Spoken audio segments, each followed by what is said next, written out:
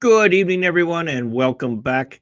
Tonight, I'm going to talk about something that's going to make both liberals and conservatives uncomfortable. And I seem to have a knack for that. I get some traditionalists think I'm too liberal, and some liberals think I'm too medieval, which there's no such thing. I'm joking, of course.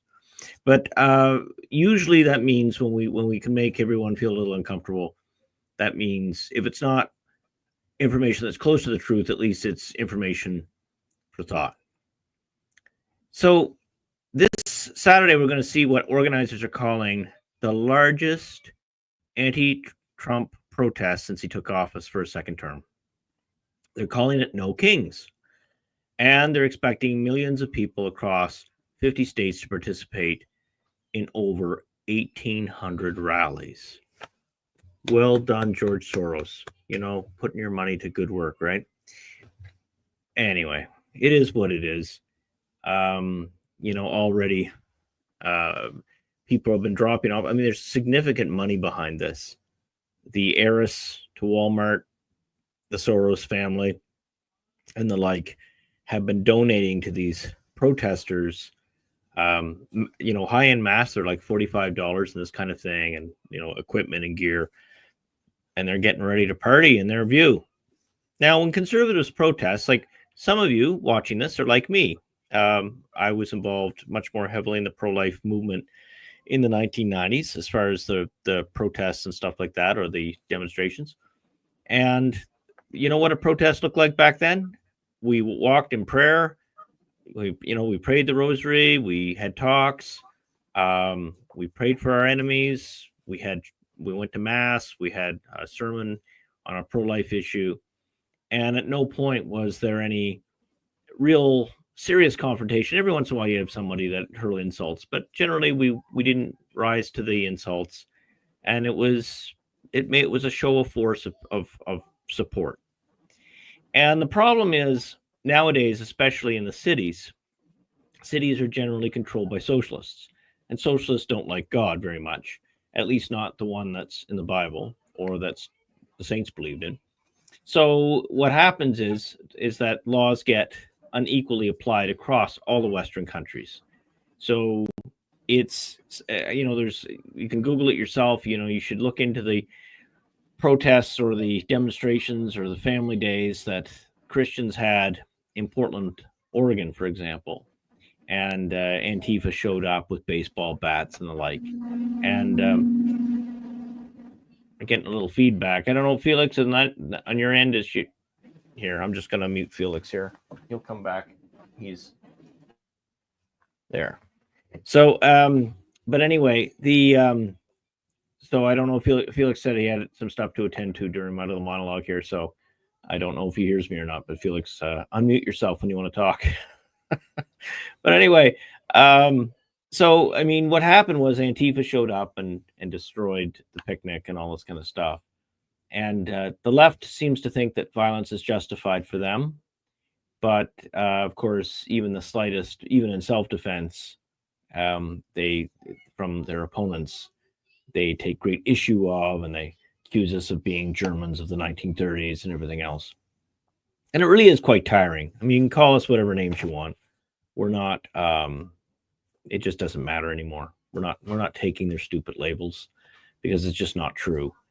And those of you who've been following the news, and again, some of you watch filtered news. Some of you, even though that that the legacy media has a slant, you think that if you watch news media that just slightly slanted conservative, that you'll get all the news. You won't.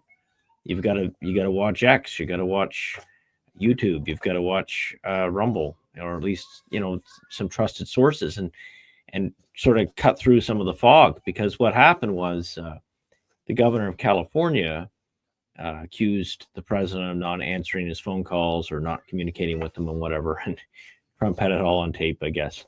So that came out.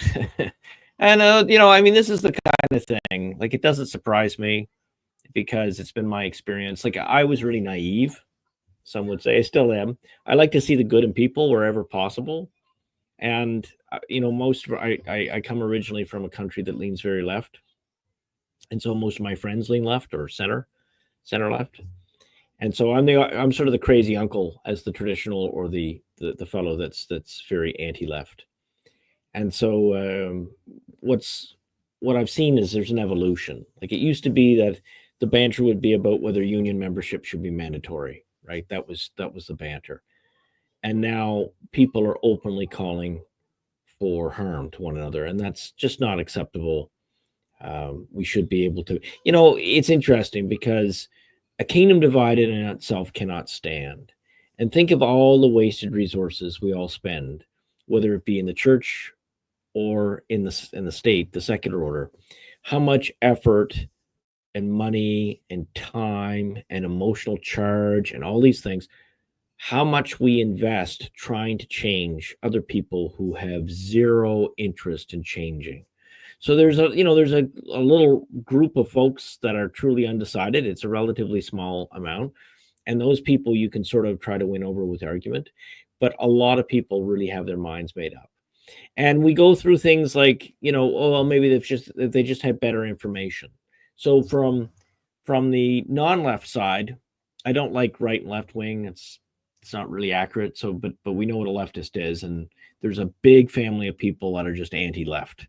So from an anti-left side, we view a lot of these people as just crazy, right? And then that just makes them angrier. But to a non-left mind, what they believe in doesn't make any sense at all. Any sense at all. And then from their standpoint, they just think we're all evil because we don't agree with them. And it should be obvious that their moral understanding, their moral framework is the best way to go. And, it's just not. So, I guess I'd point to, if some of you are watching that are non-believers of none of any religion, one of the things that we may share, if you tend conservative, is what we call natural law morality. And that's the law that Christians believe is inscribed in every heart. And the other way of calling it is people of goodwill. So people of goodwill that maybe don't share my deity or my religion, we get along just fine. And there might be some things that a secular person would opt out of. Like, for example, maybe a secular person wouldn't want their children to go to a Christmas concert. But most secular people of goodwill, they don't see any harm in it. It's, for them, it's an annual thing. It doesn't offend them. But for the evil people, they set up statues of Satan in the park, right, just to prove their point. And but that's the way it is. There's always been good and evil ever since it was original sin. Now, the thing is, I chose the name of the video tonight and the topic tonight. I was originally going to go on. I was going to talk about how many of you might not even know Paris is burning too. This is a problem across the West. We have basically forces that want to take down Western civilization. And it's kind of funny, during the Battle of Lepanto, so some of you know this, but the feast day for Our Lady of the Rosary is the same as Our Lady of Victory, which was to commemorate a battle won through the Rosary. And it's an inconvenient truth, of course, because many, Christians have friends across denominational and community boundaries. But basically, in that war, many Protestants sided with Islam against the Catholics. And so it's interesting because politics makes strange bedfellows, and that couldn't be closer to the truth than what we have in the church and the state today. So the institutional church and the postmodern churches, all the ones that follow post-1960 theology, they tend very left. And the churches that are traditional, and including the Protestant Restoration movements, they tend very conservative. So again, there's lots of reasons for that. But for me, one of my biggest missions in terms of the restoration of Christianity is to get us to worry more about truth than optic. So, but that's harder than it sounds, right? Because Christians aren't very forgiving to one another. And if you are ultimately truthful, then you also have to be forgiving, because humans do stupid things. Even smart people do stupid things. And good people fall in sin from time to time, and they need to be restored. But anyway, I'm getting off the rabbit hole a little bit. I want you to consider that the name itself of their movement. So the leftists have called their movement No Kings. And I found this very insightful, because Of course, they're trying to insult Trump, but it's very insightful into their psychology. It's kind of like when the June parade was named after the primary sin of Lucifer. It was kind of odd. It was like, okay, if a person was of goodwill, but they didn't understand they didn't understand the sense of the church's moral teaching on this, and they just thought we were being old-fashioned or mean, then you'd think they'd be offended too. Like, why would you attach the name of the greatest sin to your celebration of your movement? It just doesn't make sense. Nothing in the left, to me, makes any sense at all. So they go on no kings. But the thing is, Trump isn't a king. So, but they do resist kings. And they're not talking about Charles III. I mean, I'll join them on that. I don't like Charles III as in terms of job performance at all. I think he's a tool of a puppet of the New World Order. Oh, I said it. I don't know if Felix is on. Oh, I know. The New World regime. But he's a tool of that, right?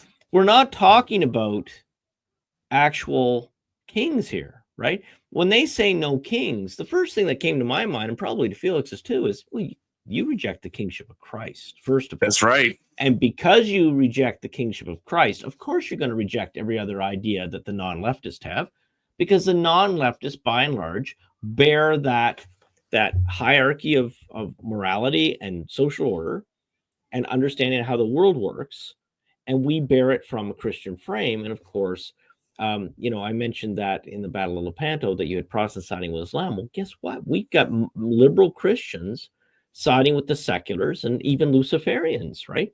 Now, Luciferians don't generally hang out a shingle and tell you that's what they are, but you can tell from their teachings what they are. And so it's a very weird thing where we've got Christian against Christian, bishop against bishop, cardinal against cardinal, Protestant pastor against Protestant pastor, families all turn on one another. I saw on Facebook this dear person. I knew her husband better than her, but dear, just wonderful person, went completely bonkers, completely leftist. And it's like, why on earth would you get to like age 45 or whatever, I think she's a little younger than me. Why would you get through that only to get sucked back in, right? Of this just self-destructive telos direction of complete and utter destruction. And other people have already done videos on it. Maybe Felix and I will talk about it someday. But Cloward Piven. Okay, so Cloward Piven where there were two, I think they were sociologists. They might have been anthropologists, but I think they were sociologists. And they basically wrote a playbook on how to destroy the West from within. And it essentially has to do with spend money you don't have, which is what we've been doing. And they're trying to exhilarate it because the fly in the ointment, love or hate President Trump. Like some of you watching this are not a President Trump fan, but I want you to consider something here. He was the best tool for the job, even if you don't appreciate his policies. The alternative is this new world regime, Borg, which wants to take over everything from our food to how we get transportation to how we get our income and livelihood. They want to replace us all with AI and people that have no connection to our various nations. And it's a heartbreak. And the church, the postmodern churches, and when I say postmodern church, I mean every major branch of Christianity that changed from the 60s on to start teaching basically a different religion, they're all hook, line, and sinker in on it. Oh, they just think it's wonderful that we're going to have this global, let's pray for unity and let's do it. It's like, guys, I'm all for unity once we resolve an agreed truth. And we don't even have to have all the things solved like the Holy Trinity and everything like that to get along. We could start with some basic natural law morality, which we don't even share. We don't even share it in our own country. And on this day, I saw a map, and I'm hoping it's a nothing burger, but there's a lot of money behind it, right? So a lot of communities might have these little uprisings. And it just doesn't, it is what it is. Sometimes you got to pull a Band-Aid off. And, it's good. I'd rather see the truth of the division make manifest so that it wakes more good people like most of our viewers watching. It wakes us up so that we can face this and with God's good help, put it all in its place. So the thing is, this whole no kings, I really found it fascinating. I thought it was so insightful. And if you agree with me, let me know in the comments. So because it really reveals something profound about the American political imagination. Americans have this deep, almost visceral rejection of monarchy, right? And it has to do with the founding story, and certainly of hereditary authority. So what they see is an illegitimate concentration of power. And yet, if you look, I was doing some research on another project, another video, and a PDF that I'd like to, for some of you who are interested in economics. So I've done a little bit of work on this stuff, and what a Catholic or a Christian, even doesn't have to be specifically Catholic, what a Christian economic system might look like, and without falling into the socialism crap. And basically try to take Hilaire Belloc and Thomas Sowell, and they disagree on a bunch of stuff. But if you could imagine putting them together and add Leo XIII, and I think you've got yourself a Christian economy. But anyway, one of the things that I found out in my research is that the concentration of wealth is just off the chart crazy. And we'll leave the details for another day. But what I'm getting at is, unlike the socialists or communists who think there should be an equality of wealth, that's not the way it should work. It should be what nature does, which is the Pareto distribution. So 80% of the wealth should be owned by 20%, but 90% of the wealth shouldn't be owned by 3%, if you get what I mean. At least with the 20, there's mobility across social class, and we can talk about that another time. But it just strikes me that people tend to be of one extreme or the other. They either want no rules on this kind of stuff, or they want so many rules the state becomes a god. So the thing is that Americans, again, they don't typically like monarchy. And yet this is where it gets interesting for us as traditional Catholics, for those of you who are traditional, because the church has canonized kings and queens. It's never canonized a president or prime minister. And there's a reason, So the thing is, you think of it like we have St. Louis, France, St. Louis IX. We have St. Stephen of Hungary, St. Edward the Confessor, St. Casimir of Poland, and there's a few more. And there's not a single president or prime minister, right? They even canonized a guy with, great sneakers and a website, but no president or prime minister. Go figure.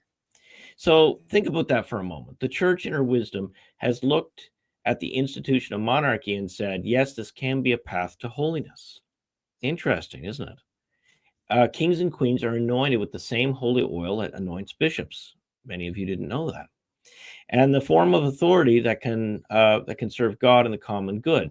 But the modern democratic experiment so far has not, it's broken down. I think most of us would agree, even on both sides of the aisle. Things aren't working. It needs some sort of refreshment.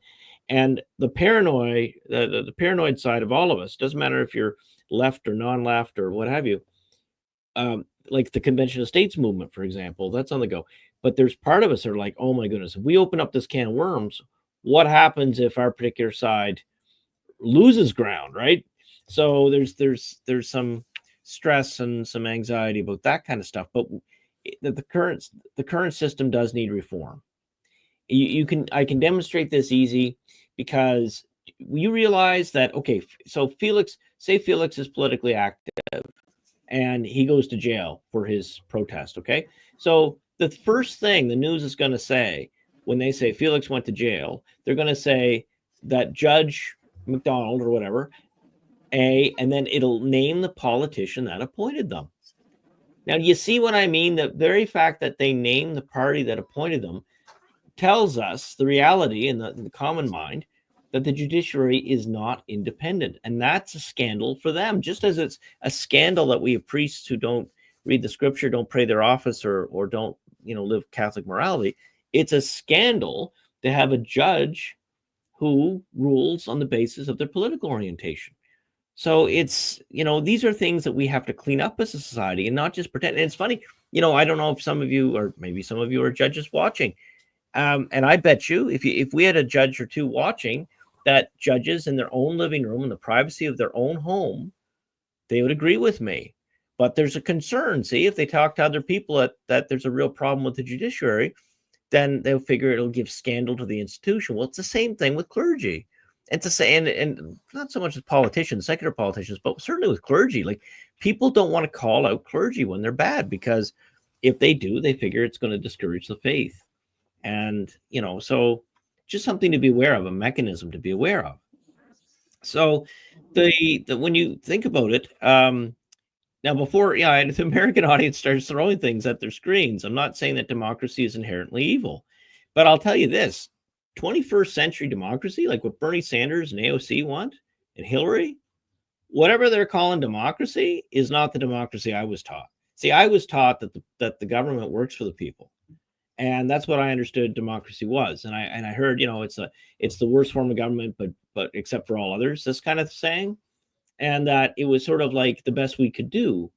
But the fact of the matter is that he who controls the information controls the votes. And all these protests, these are totally psychologically manipulated and engineered things. The CIA's been doing it in other countries for years. I don't know if they're involved in this one, but I can tell you big money certainly is, like the Walton family, the Soros family. These are the ones we just know about.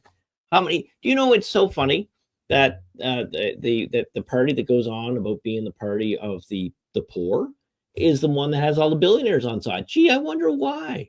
I think it's like a 20-to-1 difference between the billionaires that support the Republicans versus billionaires that support the Democrat Party.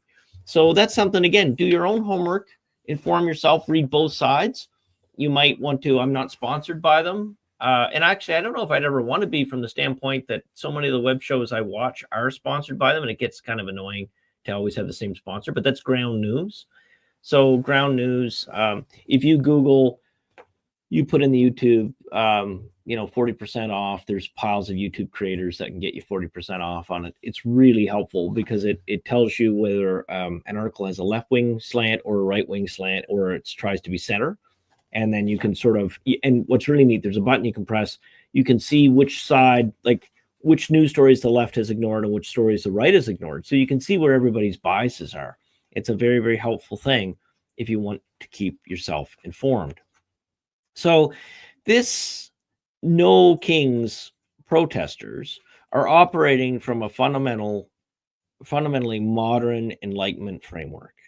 And they believe that all legitimate authority flows from the consent of the governed. And hey, conservatives, we use that language all the time too, right? And that power corrupts absolutely. Well, if it did, then God would be corrupt, and we don't believe that, do we? So the only check on tyranny is a radical equality and a popular resistance. And it's, in some ways, it's kind of a noble sentiment, but it's also profoundly anti-Catholic in its assumptions. Where do they get their assumptions?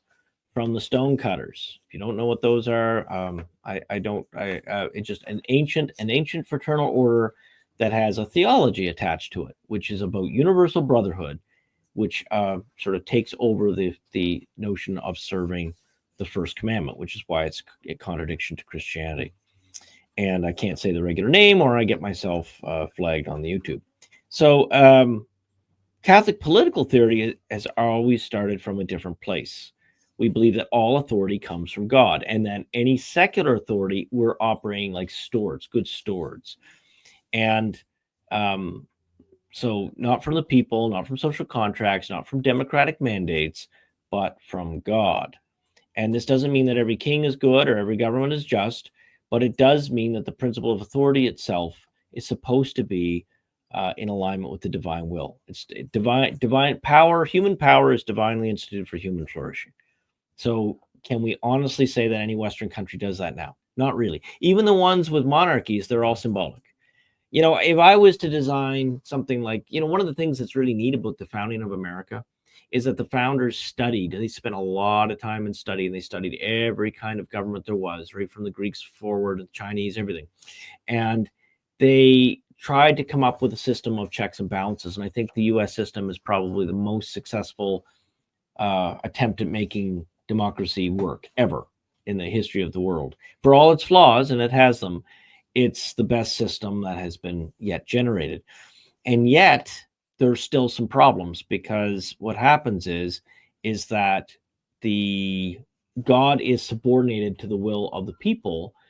But there's a caveat there. As I said earlier, the will of the people is easily programmed through media and through information, through the schools, through the that's part of the reason I believe that it was important for the for various groups to take control over the churches and liberalize them in their preaching and the like.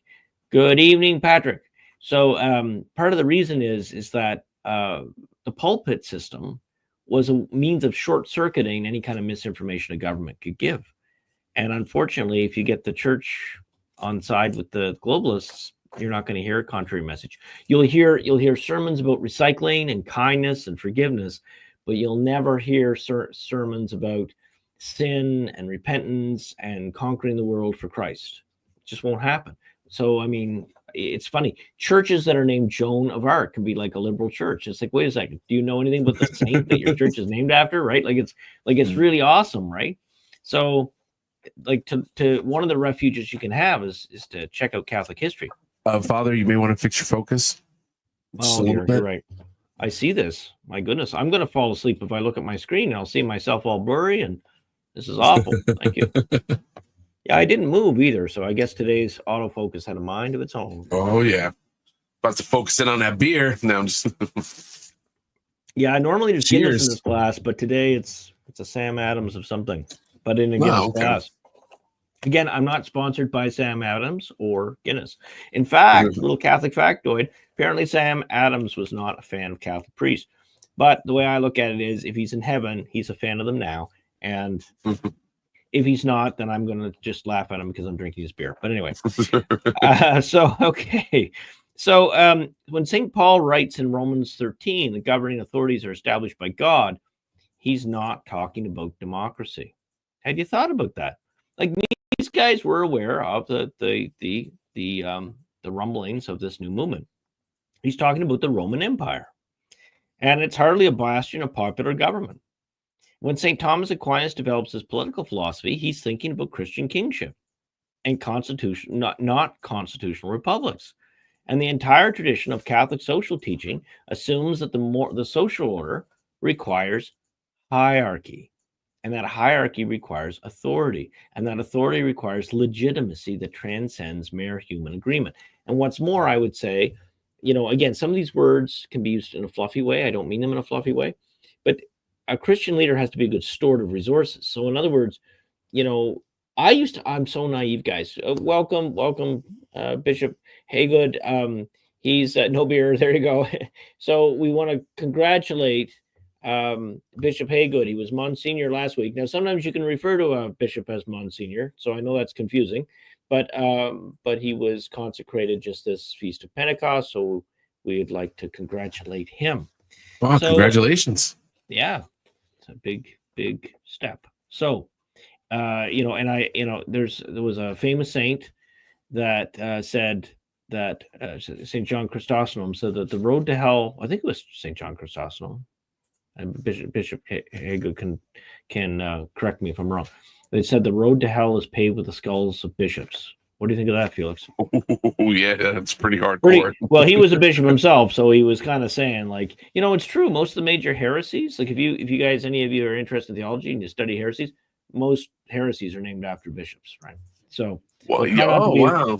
We'll try not to be heretical here. So, if there's a heresy called Michaelism, it's probably has something to do with beer consumption on YouTube. But just joking. I don't know. Like I say, Felix, I tell 20 jokes. One of them's funny out of 20. Yeah, it's my hit rate. Can't get them all.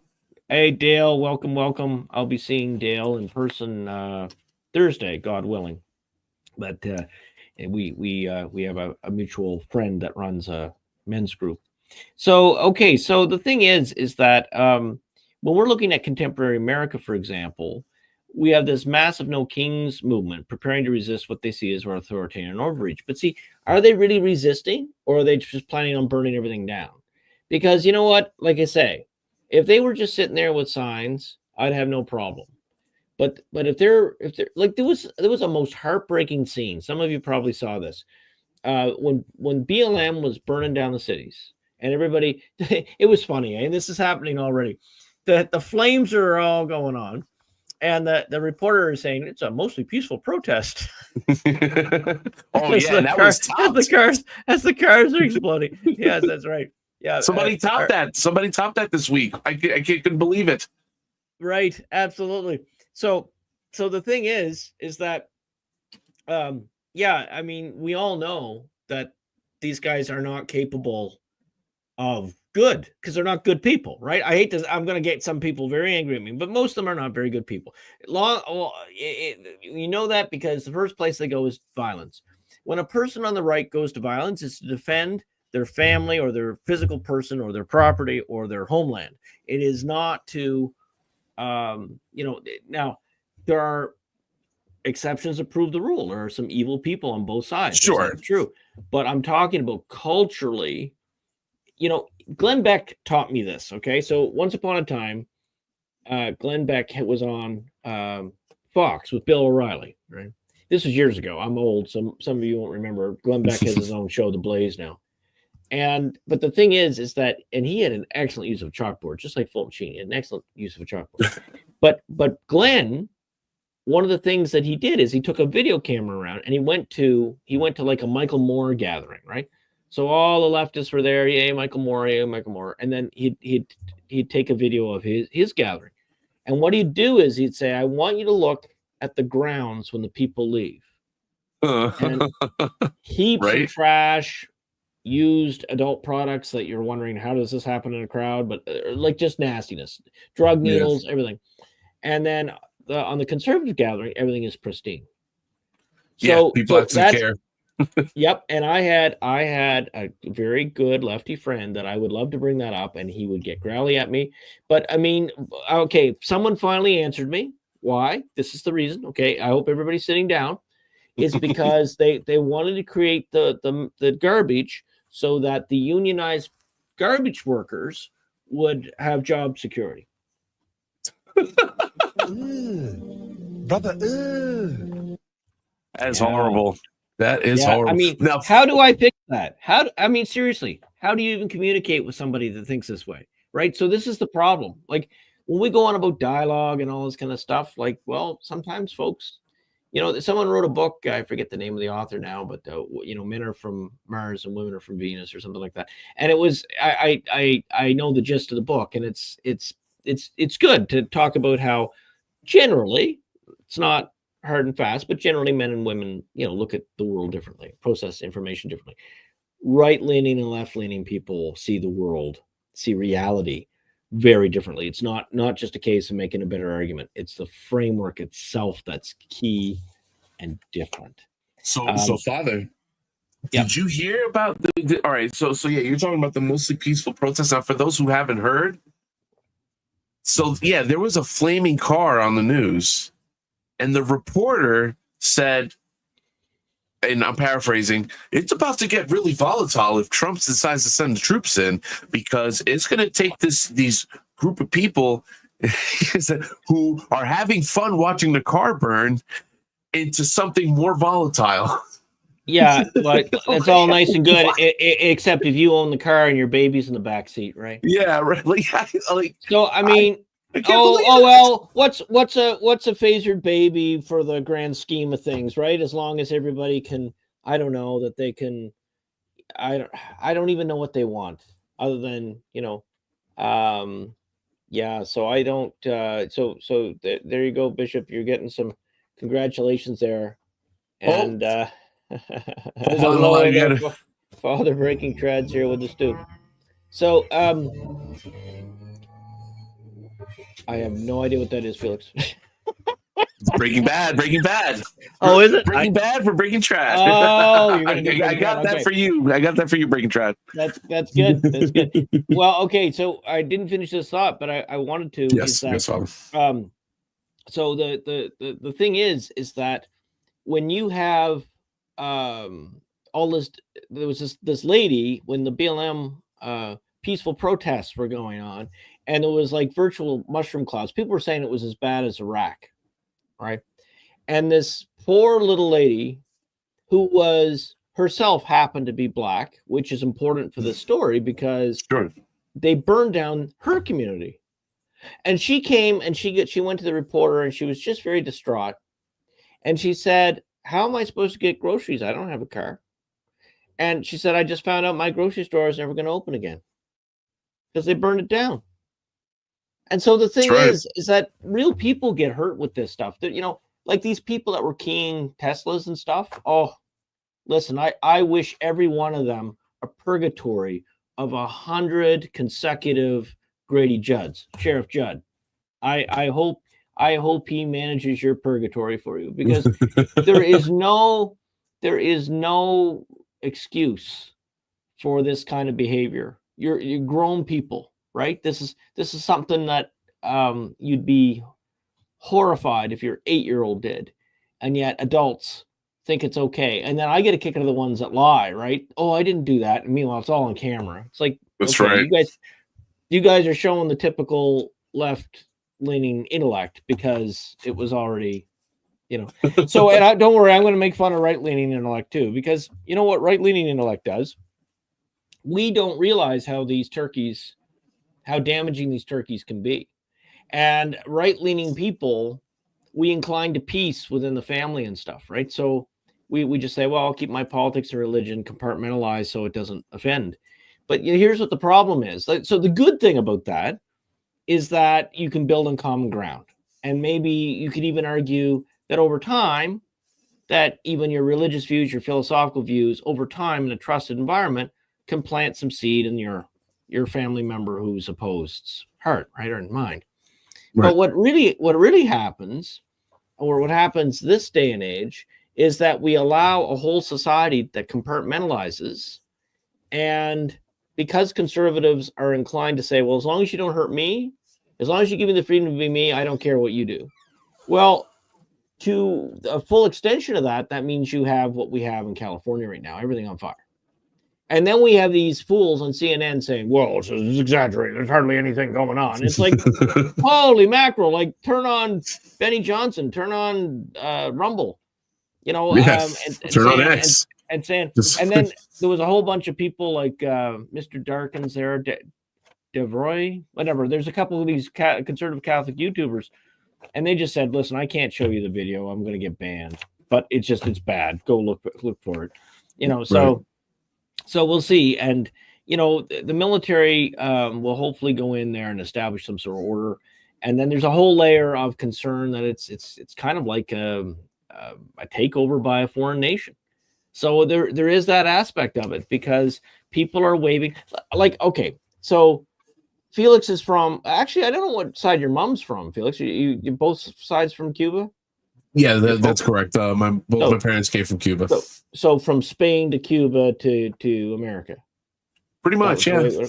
So okay. So in my case, Scottish, Irish, English. Thank you. Scottish, David here, help me. Scottish, Irish, English, but everything's watered down so much. We're just sort of this generic American, Canadian, Westerner, British Isle kind of person.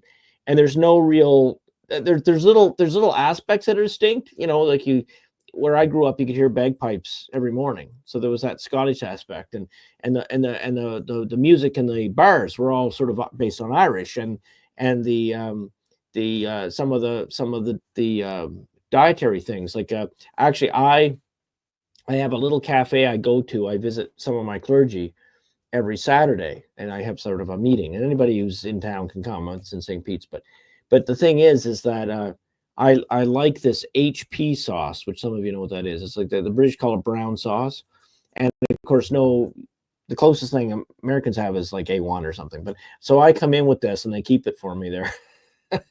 But I mean, you have these little quirks that are cultural quirks, right. But there's nothing in what I just described that you impose on other people. And I would never fly.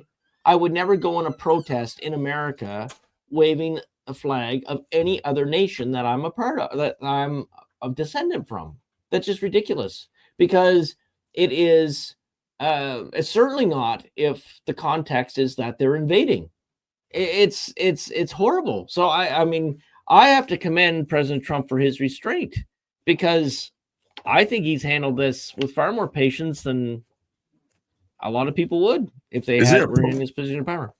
Isn't there a party that's just like, I was actually talking about this with Lyra today, and I was like, you know what? Like, I just feel like, I almost feel like if it was me, I'd be like, okay, all the troops just pull out and just let it happen. You know what I mean? Like if anyone needs help getting out of the area, you know, whatever.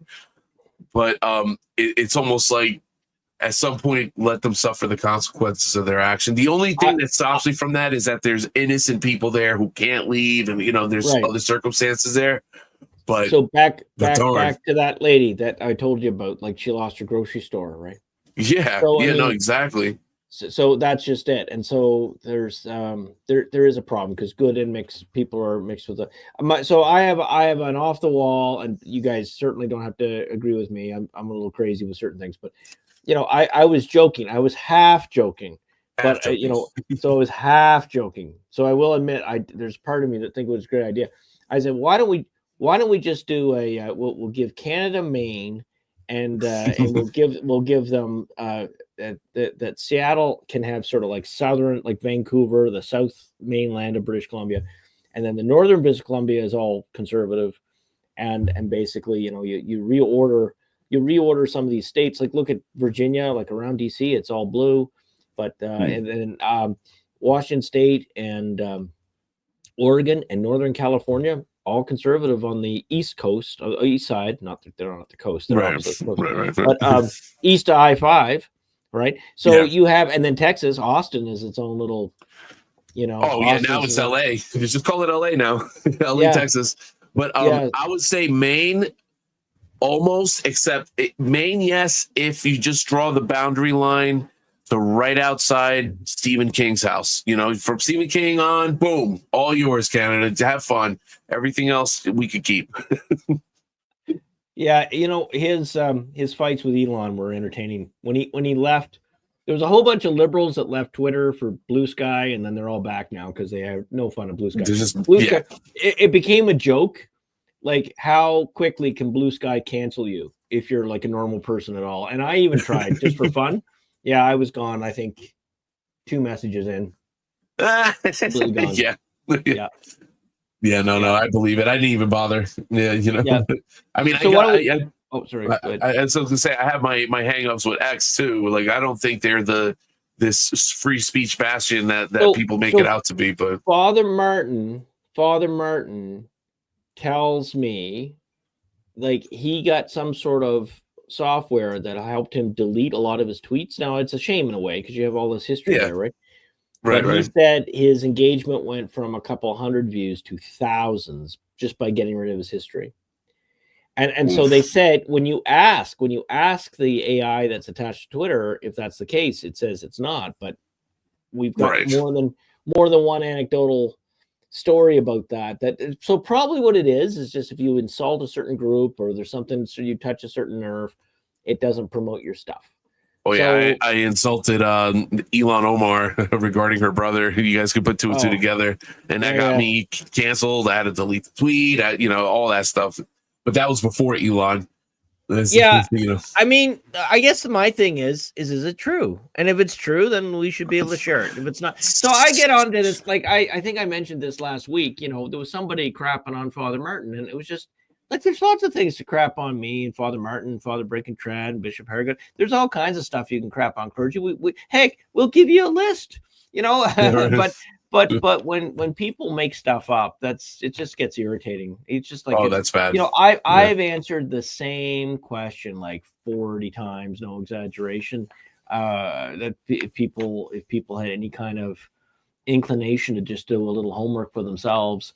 And come with an intelligent disagreement with me. Don't come and throw accusations of stuff you know nothing about. And it was some crazy stuff. My favorite one that was weird was he's a secret Orthodox. And so I turned everything into a joke, right? So I said, well, I can't even grow a decent beard, and I only own one icon, so I don't think I'm a secret Orthodox. But I mean, why would you even come up with that? Like, what's next? He doesn't recycle polystyrene. Oh, I don't know. I guess I'm a bad guy, right? I don't know. But anyways, right. So Cynthia? Yep. Yeah. Always awesome, Cynthia. She says organized paid protesters were going to do this, whether or not Trump was elected. It's been a nationwide plan. Even the teachers union has given money for the cause. Yes and no. yes and no. All right, because paid protesters, I don't know if they would have had to if Trump wasn't elected. You know, like if anything, you would have just started seeing sweeping changes in policy and whatnot. Maybe there would have been some sort of protest, but even if it went to that extreme, Biden was or Kamala wasn't going to send in federal troops. Guaranteed, he wouldn't have done that. No, unless there's like 6 people that arrive in Martha's Vineyard, that might cause an emergency. Oh yeah, forget about it. Send a couple hundred troops for that. Or someone with like a January 6th flag, you know what I mean? Something like that. Like, get that guy. Yeah, no, there's. I mean, I'm joking a little bit, but I'm also not. It's an unequal application, and so we'll see what happens. The thing is, folks, this is not just what's happening in America. You got to understand that this is an international movement against the freedom of people like you and I, freedom of baptized people, children of God. Right? This is what it is. They're okay with us being religious as long as we compartmentalize it into a Sunday activity that's optional. They're not okay with you living your faith. Okay, because if you live your faith, then you're going against everything they agree with. There's what they're pushing for is basically the erasing of Christianity, and they say, "Oh no, we don't want that." No, they'll keep the trappings, but not the substance, not the kingship of Christ. So, sorry. So Bishop Haygood says, my favorite Grady Judd quote is when the reporter asked them why they shot the suspect 68 times, and he responded, "We ran out of bullets." It's true. That's great. That's true. Yeah. No, it's funny because he's you contrast that with Canada, what's going on there, and just the attacks on the freedom of the people. Like, they're not even going to be able to watch this video in a year or so. The Online Harms Act is going to come on, and I mean, as soon as a channel gets a certain prominence to get attention, or the AI looks at it, they're going to say, no, not suitable for getting content, because it boils down to that they freeze bank accounts without court order. They even do it to political opponents. There's all this stuff that people don't realize. They favor certain government services and jobs and employment and housing and everything according to like a reverse racism. They discriminate in their citizenship processes so that they disfavor people from European nations or America. And there's going to be a day of reckoning here. And a lot of the Canadian people know it, but there's not any the only real movement in resistance is the Alberta Saskatchewan separation movement. So watch for them to try to crush it. They just announced in their parliament, and the reason why it's important for you, because if you're watching this from the UK or the United States, what happens in Canada is important too. So they're basically getting rid of all gasoline cars by 2035, and they don't really want American EVs. So I guess what are they going to do? It'll be China. So right. And the thing is, EVs aren't going to work in a cold climate like that. No. There's going to be a real mess. It's going to be a real mess. And you're at the mercy of the power grid.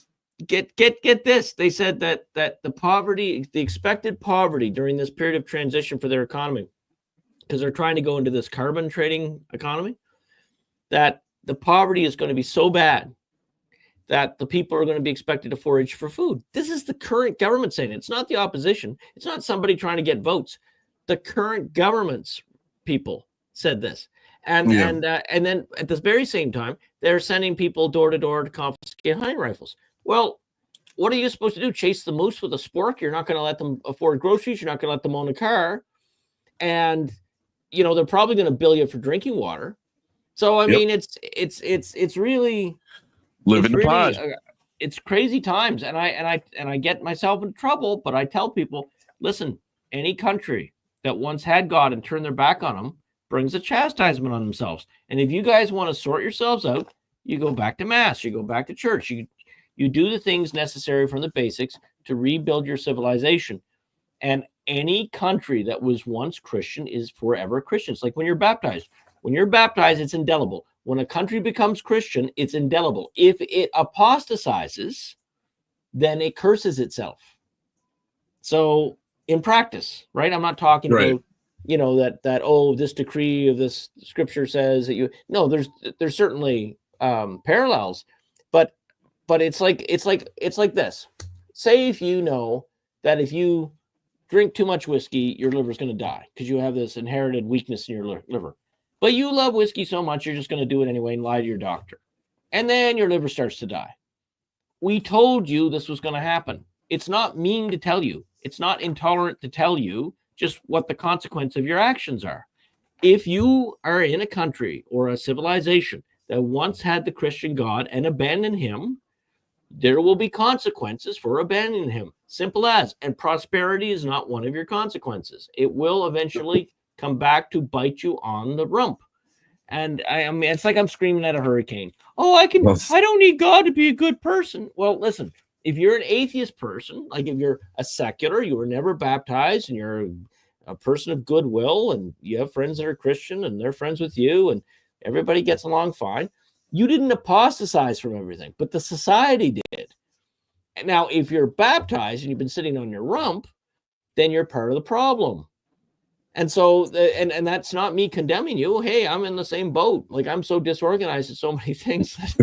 I might as well be sitting on my rump. I'm like a little hamster. Right. I do lots of stuff, but But anyway, I'm just running a wheel. So, but I think I'm optimistic, folks. I think God is going to do great things, and you and I are part of it. Like, in our own little area, and our own responsibilities. We want to be good stewards. We want to be good servants. We want to be good sons and daughters, and great things will happen. All right. So Breaking Trad says you are describing the warnings of Leviticus 26. Not keeping the first 3 commandments of the 10 commandments is very devastating. Apostasy is worse than disbelief. Yeah, that's why I love Father Breaking Trad. I won't play the whole thing, but yes, that is very true. I was telling Felix that we're gonna do this every time I go out of focus or his audio's off or something. I'm gonna have that film of the cat on the green screen, and so he'll come up like he's animated, and I'll use AI to give him a voice, and then he'll just say, "This is not a very professional podcast." I'm just stealing that from AJ Gentiles, but we're gonna steal it from him. It's a good idea. So the demons come back. Okay. Oh, this is awesome. I'll let you read it, Felix. You like to read it. Breaking Trad says again, the demons come back 7 times worse than before. Even I can testify to that. Yeah, just personally, they do. Don't be very careful. Don't like. You know what? I love this. I love this to say. You wouldn't want to be a sheriff in prison. Well, you don't want to be baptized in hell because it's so true. Right. So it makes sense when you think about it now. And so, I mean, I've got a bunch of notes here, but we're just going to shoot the breeze as well. We're not necessarily going to get through all the notes, but I wanted to point out insight that Dave Rubin and Benny Johnson and a whole bunch of other people, Alex Jones, a whole bunch of other people have seen. But you realize this is part of a global movement, and it's attached with what's going on in the Middle East, and it's attached what's going on in the EU, and it's attached what's going on trying to bring the world under the World Health Organization, all this other stuff. And there's a reason, right? There's a reason. Again, some people are more inclined to do their own homework and a lot of reading than others. Research what these organizations want to do to you and your family and our nation. And you'll realize, holy mackerel, like why aren't all the politicians of both parties kicking these guys out? Right. So you're on the team. Right. That's right. There we go. So I got some kindred spirits in my kindred spirits in my clergy friends. So yeah, absolutely. So but yeah, I found their choice. I got my clergy friends online here. You guys probably missed my little comment.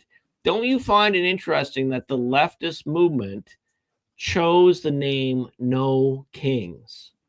Did any of you want to weigh in on that one? Because that is to me, I thought the choice of that name, because I mean a lot of people would think that they mean no, Trump can't be a king. That's not what hit me between the eyes.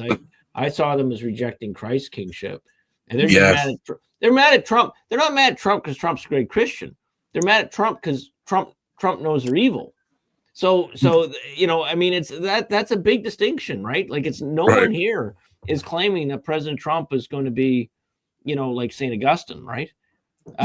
He might be a Constantine figure, but he's may or may not. We can debate about that, but what I'm getting at is that the role that God has given him, like, you almost have to be like he is to deal with all of this stuff, like the weasels, right? So, but it's funny because it wouldn't be the leader that many people would choose if we had a peaceful country and everything was working well.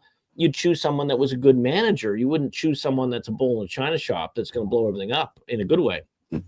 Well, most of it a good way. There's collateral damage, right? So, I mean, I had somebody who, through no fault of their own, I mean, they got some hardship because of some changes in policy on student loans and stuff. And yeah, it sucks, man. Like, especially if you think you never have to pay it back. But it boils down to that. Just because it'd be like me saying, "Hey, oh, look, it's my favorite viewer. I'm going to give you Felix's car." And I give you the keys to Felix's car. And Felix is like, Father, can I get a drive home from Mass? I don't know where my car went. You had the keys for me. I said, "Oh, Felix, this so-and-so, John and Sally, they're our favorite, viewers. I love them so much. I gave them your car." And you'd be like, it wasn't your car to give them. Right. So like when these silly leftists get in power, they give away stuff that's not theirs to give. And then the guy who comes back looking for the stuff gets labeled as the bad guy. Right. And I'll tell you what, too, to your point about the No Kings title, what it reminded me instantly of is the rainbow flag, and like, I guess it's like these demonic forces work subconsciously in these movements, if not consciously, because so it's instead of like, no kings and abundance of queens, is that what you're saying? Yeah. Oh, hey, I'm sorry. Like I say, 1 out of 20 jokes. Well, sorry. I'm sorry about that. All right. Like but yeah, not a professional podcast today. But the same ways, like the rainbow flag is, I think there's probably many people in that community who had no intention of this meaning behind the flag. But if you look at it, it is a mockery against Noah, or the promise to Noah. Yeah, it's one less color on the flag, just like 666 is one less number of perfections. So there's a perversion of it. There's a kind of like, it was deliberately done that way. I'm not saying everybody in the community thinks like that, not at all. I'm just saying that a lot of people, like, I have friends of that inclination from my secular employment, whatever, before I was ordained, and still I maintain some friendships, and it's funny because some people have asked me, how can you be like that if you're traditional Catholic and what I say is, well, they're not at my communion rail, they're not embarrassing the church, they're not trying to reinvent Christianity to be in their image. Right. They respect the differences, and the subject matter doesn't typically come up, no more than it would with two regular mom and dad and kids. That family situation, when mom and dad visit another couple, they don't talk about intimacy, right? They don't talk about their private lives. Like, well, maybe they do in this century. They're all crazy. But I mean, normal people don't do that, right? So, I mean, that's why there's not this big contradiction. I don't know why this has to be, parades and all this kind of stuff. I mean, thank goodness the wet farters didn't decide they needed a parade or some other bodily fun. I mean, flag.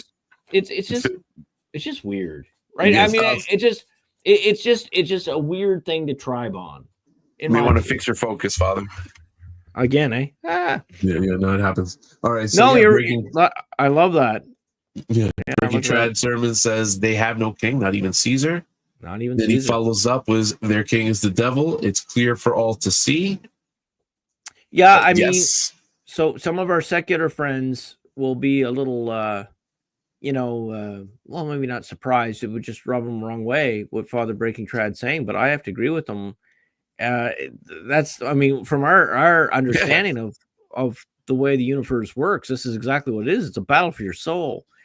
And so what happens when you have secular people of goodwill that are trying to align with Christians that are a little bit, committed Christians, you will run into these kind of comments, and that's, again, it plants little seeds. And how do you understand the world around you? Because, Christians see the existence, or very real existence, of the spiritual warfare, and we see it manifest in a number of different ways. And but this is, so I told you this story about 3 episodes ago. I was at a outdoor barbecue park, community event, and there was the 2 major political parties were represented, and one party, I'm not going to even tell you which party it is, and you guys are going to guess. Don't even say it. It's just, you don't have to say it. I went to one in front of one pavilion or whatever, and they welcome me, where's your church, and tell me a little bit about yourself. And I noticed you wear old-fashioned dress, like I'm in a cassock, and I explained all that. And then they said, well, the other party, probably about 60% of them are of your religion. So, and I went over there and I got rude gestures. I got cursing.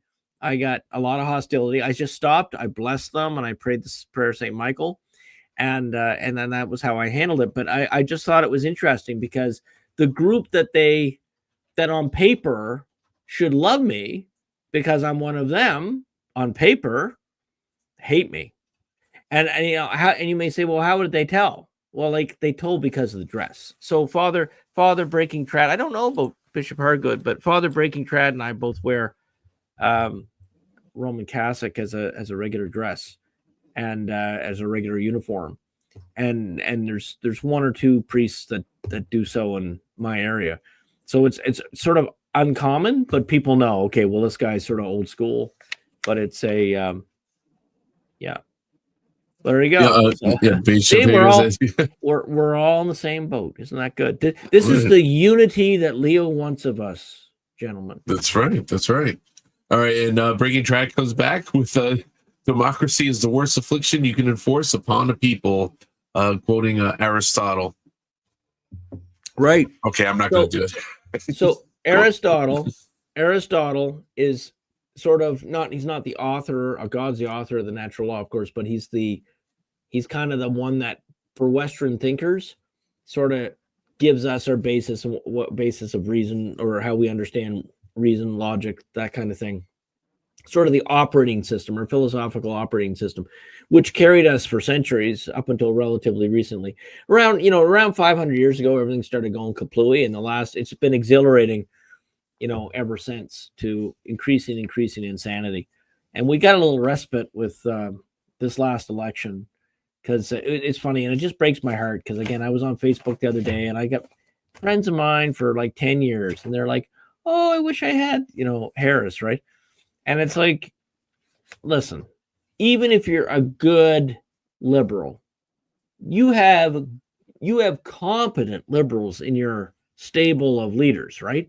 You could get one of those, preferably not a Soros-funded one, So they have leaders, but again, they anoint them. They don't even primary them, yet they're supposedly for democracy. So go figure. It doesn't make much sense to me.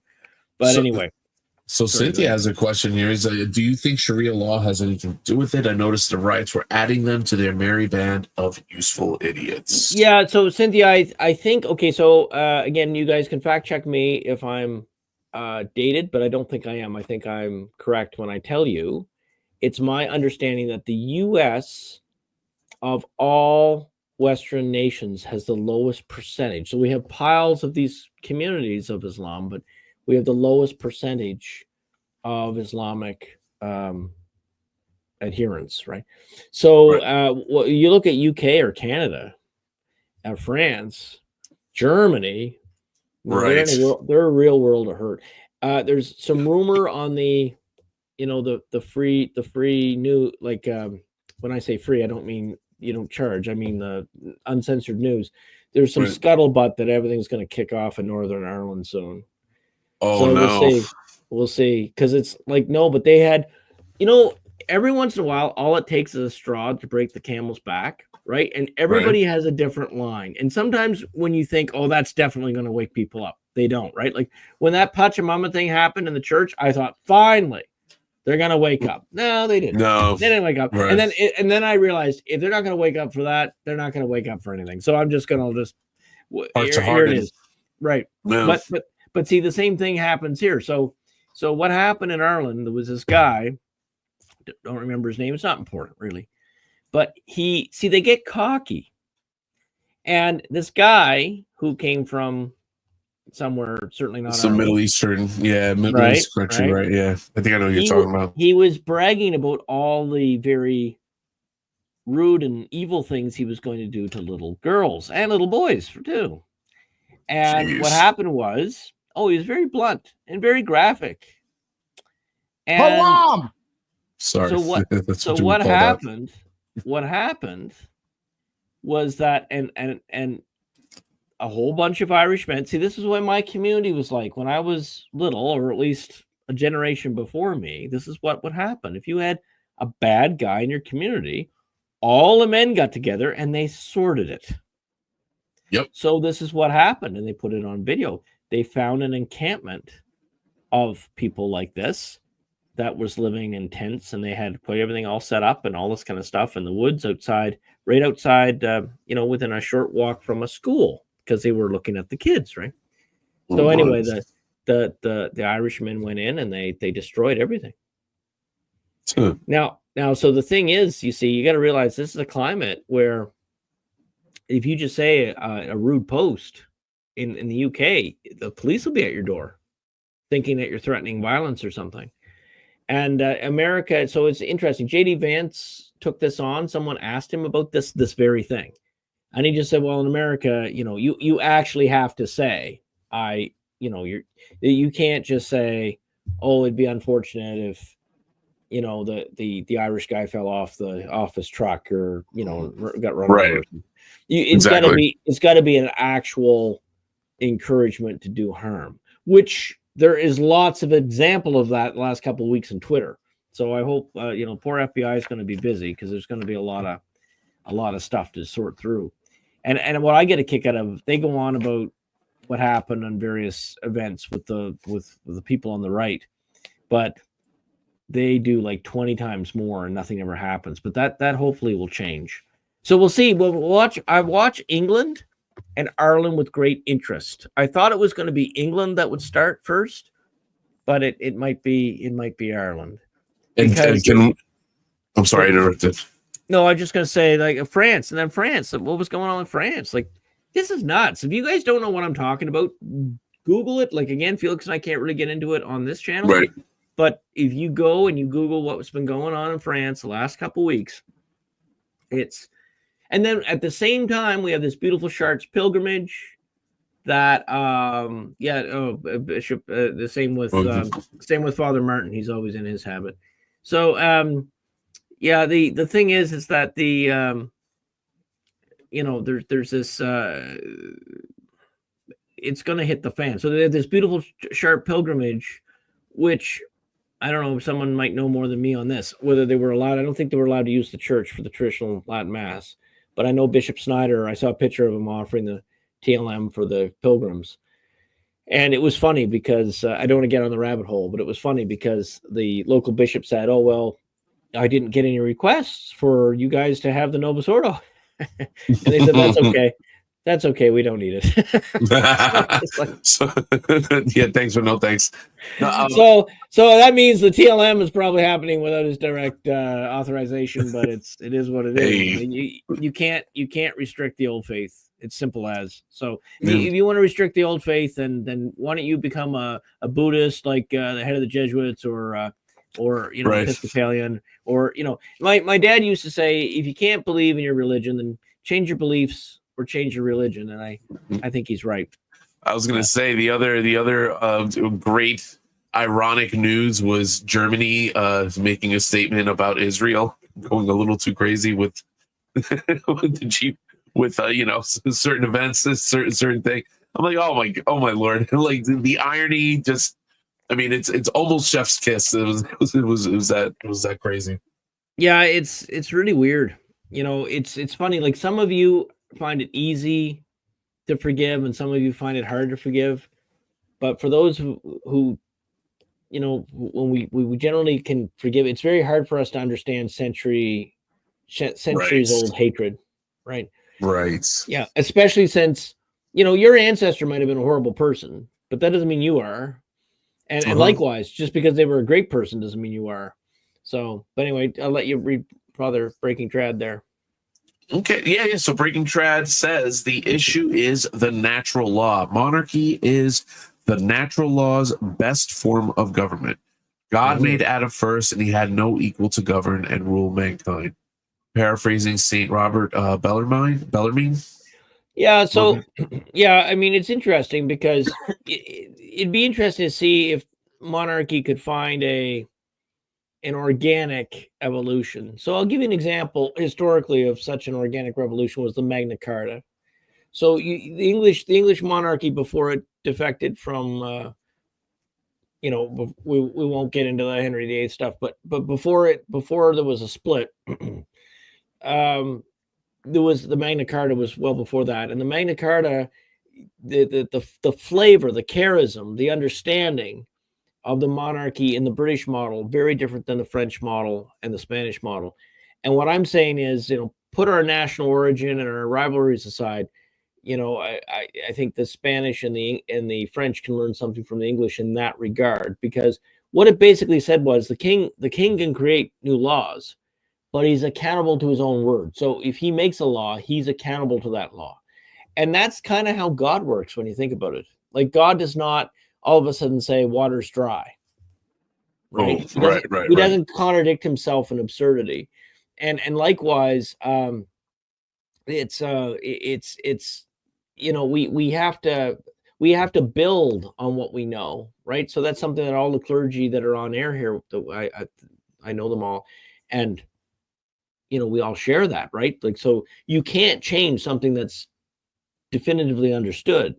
Right. You can't, even if you personally don't like something, we don't have a personal authority to change stuff, right? The death penalty is an example, right? Like, you can be against its use, but there is no power on earth, Francis included, that can tell you that what was morally permissible for 2 millennia is now not morally permissible. Like, my joke with that is, where's your golden plates? Like, where's your right? Where's your celestial facts? Like, where did you pull this out of? Because I don't want to know, and I'm not going to be. I'm not going to be touching the folder. Thanks. Right. So it's interesting because we want to seek and align with the divine will, and that I'm just giving you the low hanging fruit. That's an easy example, but there's hundreds of examples of stuff that we're messing around and changing, or when people confuse de fide, which is Latin, which means from the faith. People that confuse core aspects of the doctrine of Christianity with administrative matters. So, and sometimes people, well, Pope said, the Pope said air conditioners are sinful, so I don't want an air conditioner. Well, that's not de fide faith. You don't have to listen to that. Right. But you don't want to have the attitude where that means just because you don't agree with, what I mean? Like, you have to. That gets really, really dicey, especially as a follower on the, low man on the totem pole. Well, a lot of people, I guess sometimes it's a rationalization, sometimes it's a good reason. How do you know he has the right information? Like, when he made a decree, like, let's give him the benefit of the doubt. First of all, the clergy watching here probably all share my views of Francis, but let's just give him the benefit of the doubt for a minute. And he honestly thinks that the world is a better place without air conditioning, and that the rest of us can just, what he doesn't know is it will kill little kids in places like Florida and certain parts of Africa, and they do die when they don't have it. And the same with elderly. So the thing is that he didn't even come out with something nuanced. Actually, the church, normally always, the church has been very good on its fasting laws and all this kind of stuff for the very young and the old. No, air conditioning is bad. Yeah, like where does that come from? Well, again, this, like, the whole carbon tax idea. It's like I almost feel like you might as well trade in seashells. Like, you know what I mean? Like, it is just such a weird, bizarre thing. That's what it is. To tax, and then, like, I just remember, again, being taught in schools that this excess carbon is just going to harm the planet. This and then the same lesson from my science teacher to tell me that, trees eat the carbon, and then they turn it into oxygen. And then what has happened? Like, the trees have grown over the years because of the extra carbon. Like, the founder of Greenpeace said exactly what you said the other day, Felix. He says we should be having more carbon. The trees love it. It increases crop yield. It reclaims the desert from the sand. It does all this stuff. He said, well, Earth can handle so much more carbon. You know, and this guy's a scientist, right? So I mean, the thing is, it's like, okay, so there's difference in opinion, and that's fine. I don't mind that there's a difference of opinion. What I mind is that the side that's in power will not let you debate it. Yep. And then they call us. They call us the ugly F word that means a tyrant. Oh yeah, that's right. They're the ones that are right. Idiots. They're everywhere. Yeah, It's absolutely. Breaking Trad says that 0 carbon emissions equals death. Exactly. It's literally suffocating trees, like to deny carbon to them. Yeah. Pretty hilarious. I do my part. I give them my carbon emissions every day. You know, so the thing is that that's what I said to someone in Canada. They were all they're going to be starving. Like, this is killing me. They're going to be starving people over their stupid reorientation of this net zero stuff, right? Yeah. And the thing is that it won't matter. All of their sacrifice is for nothing because we're reopening coal down here. Yeah. And there's all kinds of stuff we're doing. It won't matter. We're 10 times the size. Their greatest sacrifice for all this is to what? To like. Yeah, and all they have to do is allow both. Imagine that. If you allow both, guess what? You're going to automatically reduce your carbon if that's really what you're looking to do. But you're not going to absolutely like cut your nose off to spite your face. You have that option still available, especially like if there's some crazy solar flare or EMP attack or God forbid something like that. Right. You're going to want something that runs on fuel, not on electricity. Right. Yep. You know? Absolutely. No, it's a bit crazy. So, you know, a lot of this stuff, and I say this all the time, this is not a battle within right and left. This is globalist versus the restorers, right? Like, I mean, you can call us nationalists, but we're not really nationalists. It's we want to restore what we lost, everything that we had up until, say, the year 2000, with that at least and beyond. But at least that's the first baby step. And the thing is that people misunderstand. Like, for example, when we talk about the social kingship of Christ, and that would necessarily mean one king over the world, right? So you'd be thinking, well, Catholics want one world government. Well, it depends. We don't want a one world government under Lucifer, man, right? So the thing is that so true Catholic internationalism looks very different than what the current UNWAF wants. It would be it would be based on the recognition that all peoples are called to live according to the natural law. And it would welcome everyone, Christian or not, who recognizes objective moral truth, who believes in human dignity, who accepts that there are transcendent standards of justice.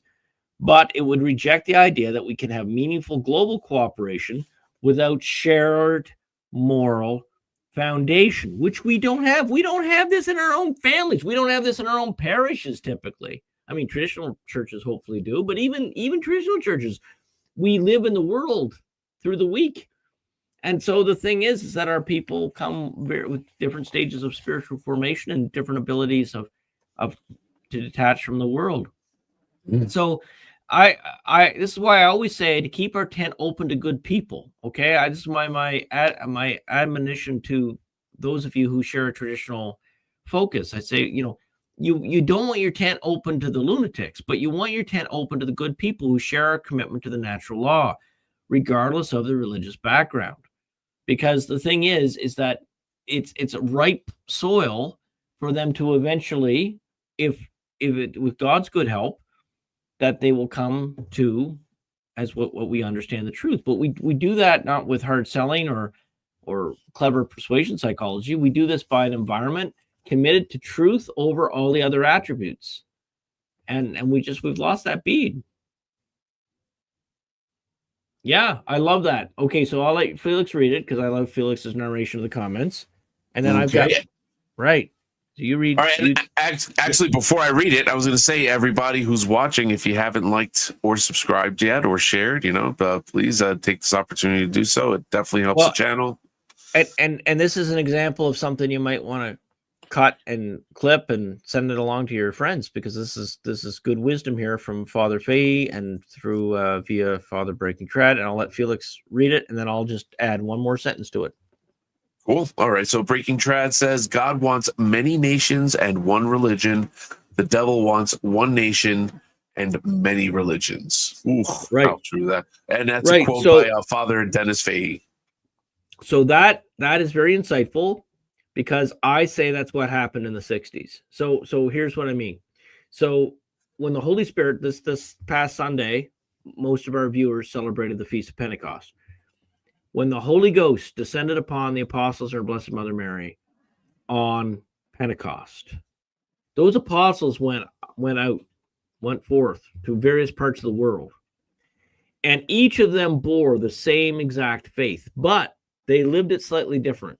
It was, moderated a little bit by the personality and the cultures they served. So, for example, the Syro-Malabar Mass looks very different than the Roman Rite, right? St. Thomas, the Doubter, went off to India, and the Syro-Malabar is his baby.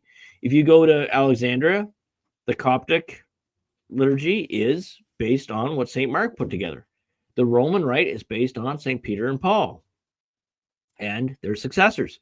So the thing is that you see they all share the same faith, but the ritual is slightly different and the approach is slightly different. Like the East tends to focus on the mystical more, and the West, we love intellectual banter. It's our thing, and you need both. You need both. So, but anyway, what I'm getting at is that in answer to Father Breaking Trad's quote, what I often say, and I think he even said it last week, the original church had one faith and many different charisms. In other words, ways of living it. One faith, many charisms. Now, this synodal age wants us to have one charism, a synodal charism, and many different religions. And that's why when people ask, hey, Mikkel, why don't you call up Leo and say, hey, Leo, can we regularize with you? He may or may not be open to saying yes, but until we can harmonize and return to the old faith, that's impossible for a traditional group to do so, because we can't handle the square circles. Now we have brothers and sisters in various trad groups that try to maintain a closeness to Leo. I get it, and you're not going to get any condemnation from me. We're all on uncharted ground. I guess what would say is that every decision we have, whether it's ours or one of the other groups, it has its cost. Just understand what that cost is, because you have to face Jesus on the last day. Our Lord Jesus is going to judge the living and the dead in the world by fire. So that's the kind of judgment that's coming. You got to make sure it behooves you to invest a great deal of time and effort into trying to discern what that is and why. And you may say, well, okay, well, then if that's the case, why are all these different groups? And I point you to the early church. There are different charisms, but one faith. And I would say that the majority of traditionals, like, we agree on the 255 dogma, right? There's no variance there. So there's variance on how we structure our church, how we train our clergy, where we set up our parishes, how those are set up and funded and work. But there's not diversity for the most part in faith. You do find some, like the Feeneyite position, which we're not going to open up that rabbit hole. But there's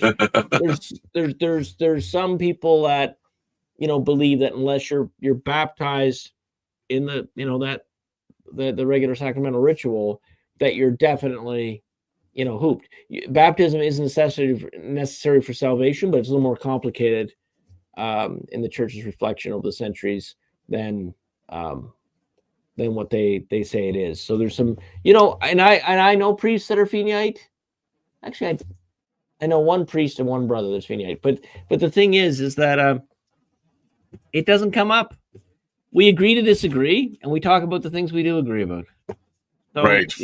Life's too short.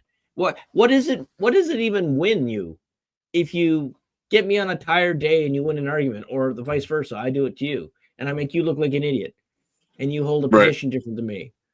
That's not a win. That is just pride, bursting forth and slapping somebody around so that you look smart and they look stupid. That's not good. what you want is that we all should want what God wants. So that's a process, and it takes a certain kind of humility on all our part.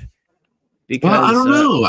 I don't know if I agree with that. Like, all right, so I mean, I guess maybe when we're talking Christians debating Christians or something like that, maybe I can get behind that to a certain degree. But for example, like for Wes Huff, you know, that he put that.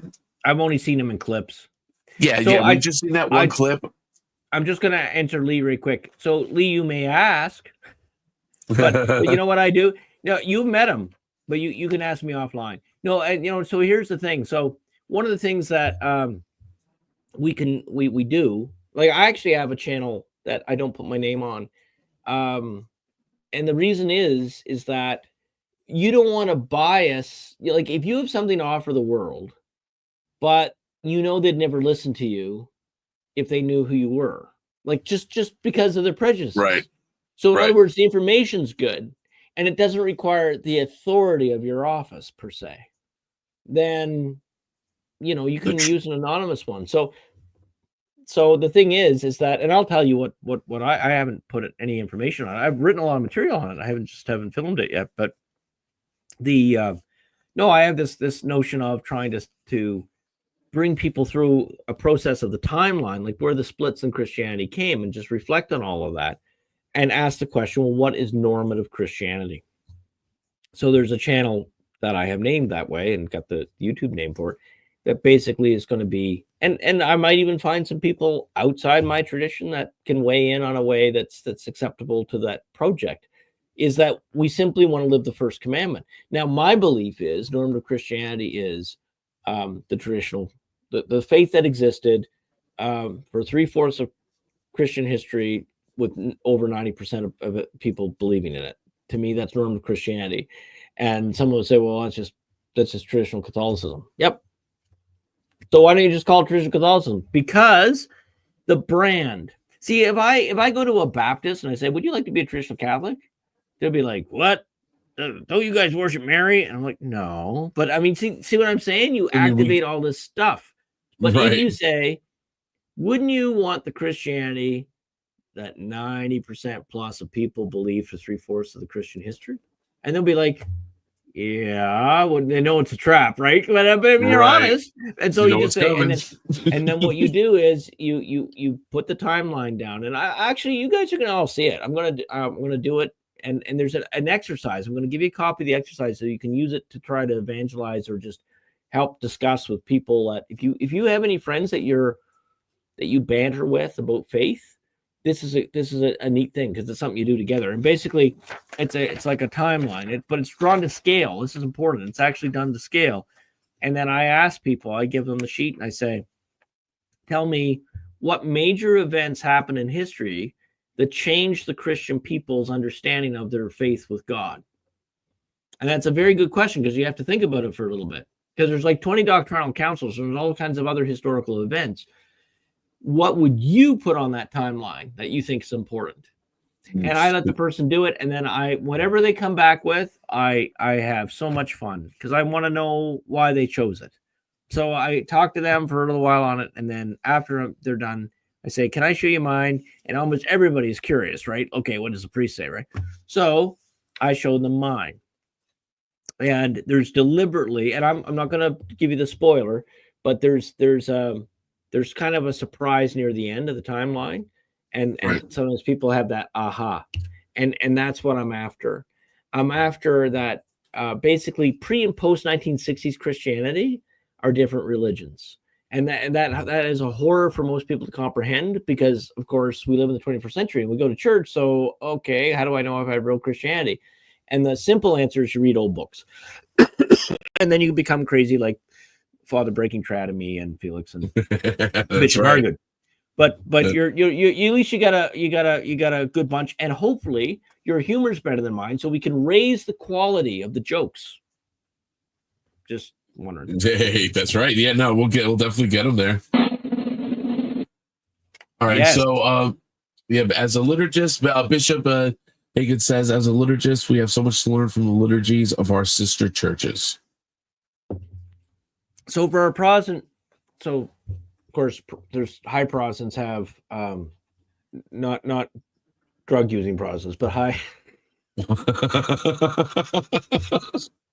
Some Protestants have a liturgical. Some Protestants have a liturgical tradition, but some watching this do not, and you won't know what Father's talking about. Bishop's talking about. What he's talking about is, in apostolic Christianity, we fulfilled in a Christian way the basically what was prefigured in the old Jewish sacrifice, the old temple sacrifice, and we see it in the sacrifice of the Mass of the Divine Liturgy. So anyway, there's lots of reading you can do on that, and it's a wonderful journey, and including just reading the Fathers of the Church. But Bishop Haygood is an expert on the different so different communities have slightly different ritual. Even within the Western Rite, there's the Carthusian Rite, the Ambrosian, the Sarum, the Gallican, etc. And then of course there's the Novus Ordo, which I prefer to call it like the Pauline Rite. I don't know if Bishop Haygood agrees with me or not, but I never like this ordinary form, extraordinary form. The Roman Rite is a Roman Rite. It's not the Pauline Mass. So I know some people are going to get upset at me for that, but it's really not. It's a rupture. There's a number of reasons for that. We can talk about that later. Yeah, so and Novus Ordo, this sounds way too close to new planetary right, new planet. What's the safe way to say it? New planet. Well, actually, I'm gonna get Bishop Haygood to weigh in and Father Break and Trad at some point too. Hopefully someday we'll all be at the same place or get on a Zoom meeting or something. But we have people that want to join us all the time, right? And we never actually had everything worked through. There's a couple of reasons. Some of it's just I guess just me administratively or what have you. But some of it is like there's some real growing pains. You can't rush these things because what do you do, for example, if you inherited a community that is very charismatic and all this kind of stuff, but you're traditional and they at least believe in the sacraments, but they're very lively in their worship and stuff like that, and would make Father Breaking Trad have a conniption, and me too, probably. So no, but I mean, like the thing is, there's got to be, and again, I don't want down this rabbit hole today, but there's got to be a way to bring people back, like to keep the tent big, but understand, guys, you can't stay there, right? No monkeys and trapeze, right? There's got to be some things that you got to work towards a concrete re-education into tradition, and I'm probably very accommodating compared to my brothers here, that if it's outside Mass, like a completely separate event, I don't care what you do within reason, like nothing sinful, obviously.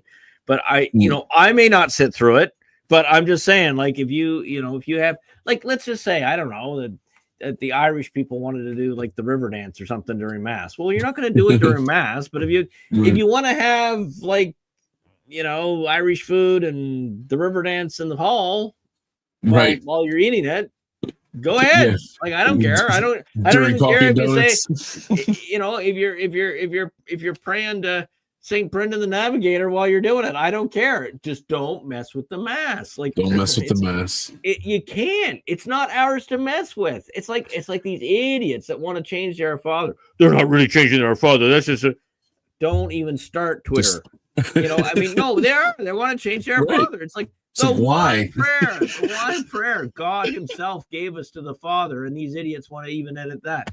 I'm just like, I want to take the book, and I want to just, our Lord had the whip of chords. I'm going to take a nice big heavy Catholic textbook. Just go absolutely. What are you insane. doing to my Father's house? You know what? The people that mess with the Our Father are worse than the crowd that want the monkeys and trapeze and the strobe lights and all that crazy stuff. Yeah. I don't know. So Breaking Trad says, Matthew 19, Jesus tells the 12 apostles that they will sit on the 12 thrones judging the 12 tribes of Israel. The clergy will be judged by the apostles before Christ even gets to judge them. Oof. Yeah. Oof. No, I mean, I've got a lot of answer to do. You know what it is too? A lot of you, so I'm in my 50s, and some of you are close to my age, and And if you're younger than 35, you probably don't know what a sciatic nerve is, but we won't get into that today either. But here's the thing, folks. As you get older, at least I find, I mean, everybody's path is different a little bit, I guess, but I find that as I get older, it's not the things that I do that are the problem. It's the things that I don't do, right? So I fail to fully live that first commandment. I fail through distraction. I fail through poor stewardship of my resources, especially my time. I fail through, not allowing like an interruption when I know that interruption will probably delay a project 3 days, because I'm one of these people. I have to finish everything in sort of one sitting. Right. Well, I forget, right? And then I got to go and I got to relearn where I was. And then, I mean, it's a very inefficient thing. That's why if I really get invested in a project, I'll tell everybody to go away, leave me alone, and I'll stay up all night and I'll just wail away until it's done. And then I don't have to worry about it. It's done. It's done. Right. But you can only do that so much, right? When you get older, like when I was young, I could do that, several times a week. I'd stay up at least 3 nights a week in a 7-day period. Now, yeah, I might be lucky if I can pull that off twice a month. No, after my million-year purgatory sentence, if I'm lucky, like God forbid, but after that, maybe I don't even think I'll probably get to miss out on all the big judgments going on. So I'll have my own fish to fry. I just don't want to hear a big flush. Yeah, right. That's I'll do the million years purgatory dancing. Yep. Yeah. But absolutely. let me see. Breaking Trad says the clergy are judged on how faithful we hold to the apostolic faith and tradition. Yep, absolutely.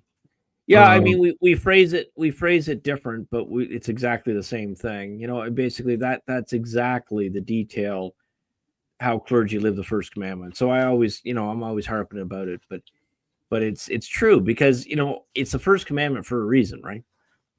It's not the second commandment. It's not the first suggestion. It's not. And the problem is, into it. Yeah, and 90% of what we do when we fail God or fail ourselves is not living that, making a small g God out of something else. Attachments to the world, even any kind of attachment to creature over creator, and it's a slippery slope, and the devil can get in there, right? The devil gets in there in our attachments, and he messes with our whole spiritual path. And let me see, Norm. Definitely always great to hear from you, Norm. He says, sometimes I just like to listen and learn, but I do want to say here that this conversation is so refreshing. Somehow common sense is part of natural law. Wonderful conversation. Thanks. God bless you, Norm. I love that, Norm, because it's insightful. Where so what Norm's bringing out is natural law is just common sense. So some of you are saying, what's he going on about the natural law, right? That really what Norm said. So colloquially, so if you're over the age of, say, 40 or 45, what you understand common sense to be is really the natural law. Common sense isn't so common anymore. You almost have to call it applied logic, because it's not common at all. Yeah. But it's like, it's the law in your heart, right? That's like when you do something wrong, even if nobody told you, when you're doing something wrong. And you get those feelings of guilt or shame or whatnot. Right. You got to listen to those instincts. Even if they're wrong, you still got to listen to them. But when you feel it, it's for a reason. Absolutely. Well, let me see. So what do you got? Bishop Hagen says I call it the Roman Book of Common Prayer. Right. So Bishop Hagen comes from the English tradition. So that's where he's coming from too, and that there is it is. If I had, every once in a while, someone asks me, "Oh, do you know about this some obscure Eastern saint or spiritual devotion or this kind of thing?" And you know what? If you're Benedictine, if you're Augustinian, if you're Dominican, what have you, and also the various secular stuff too. You know what I realized when someone was asking me this obscure Eastern thing, and I just said, what, if I had 10 lifetimes, I would only scratch the surface of my own tradition. So that's why I'm trying to be respectful of everybody else's, But you know, it's funny. Like some of us, we like a lot of variety. We like so. I had a seminarian once, and more than one did this. They don't last when they're like this. So I hope none of them are watching. They'll think I'm picking on them. No, but I mean, it's always a warning flag for me when people have this. Well, actually, I had a parishioner that was like this too. Exactly. That was a perfect sound for this phenomenon. There's was two seminarians and that left the program fairly early, and one layperson, and they had this fascination with visiting all these other different liturgies. Now, Bishop Haygood's different because Bishop Haygood's a liturgist, and so these liturgies are part of his bread and butter. They inform one another. He sees bridges, he sees commonality, he sees, maybe pathways ahead to get everybody on the same page in a way that I wouldn't, or Father Breaking Trad wouldn't necessarily in the same way. I mean, he's probably more hoisted in liturgy than I am, but probably less than Bishop Haygood in the sense of volume of material, But anyway, the you want systematics or that kind of thing, then Father Breaking Trad's your guy. But anyway, all this to say, it's not that I think I offended. I had a friend of mine who became Orthodox, and he was very, I think, disappointed that I wasn't more excited about his path. And I just told him, I said, with my limited cognitive ability I have left as I age, because I'm not aging as well as maybe I'd like. My short-term memory shot now. I have to write everything down. I had one of my priests. It was funny. I show up at Mass. This is awful embarrassing, but I'm going to tell you anyway. So I show up at Mass. Well, I was going to show up at the same time anyway, but I show up to Mass thinking I'm doing it, but I'm on the second one because I agreed to the schedule. I agreed to the schedule as soon as he told me. I remember, but see, if I don't write it down or if it's not an email or text, I don't remember it. So it's just kind of funny. Like you learn your quirks. And so I have a Signal channel. I think everybody does, actually, even if you don't use it. There's a Signal channel that you can give yourself a note. So I'm writing myself notes all the time, and then I'll remember. But anyway, you adapt. But anyway, in my limited cognitive environment here, where I have room to carry on, I gotta just deal with my own primarily, and it's not any intended disrespect. It's just it's bandwidth. And it was funny. I told some lady too. She was like, "Oh, can you do this? Can you do this? Can you do this?" I said, "No." She's like, "Well, why not? What's wrong with you? What do you got?"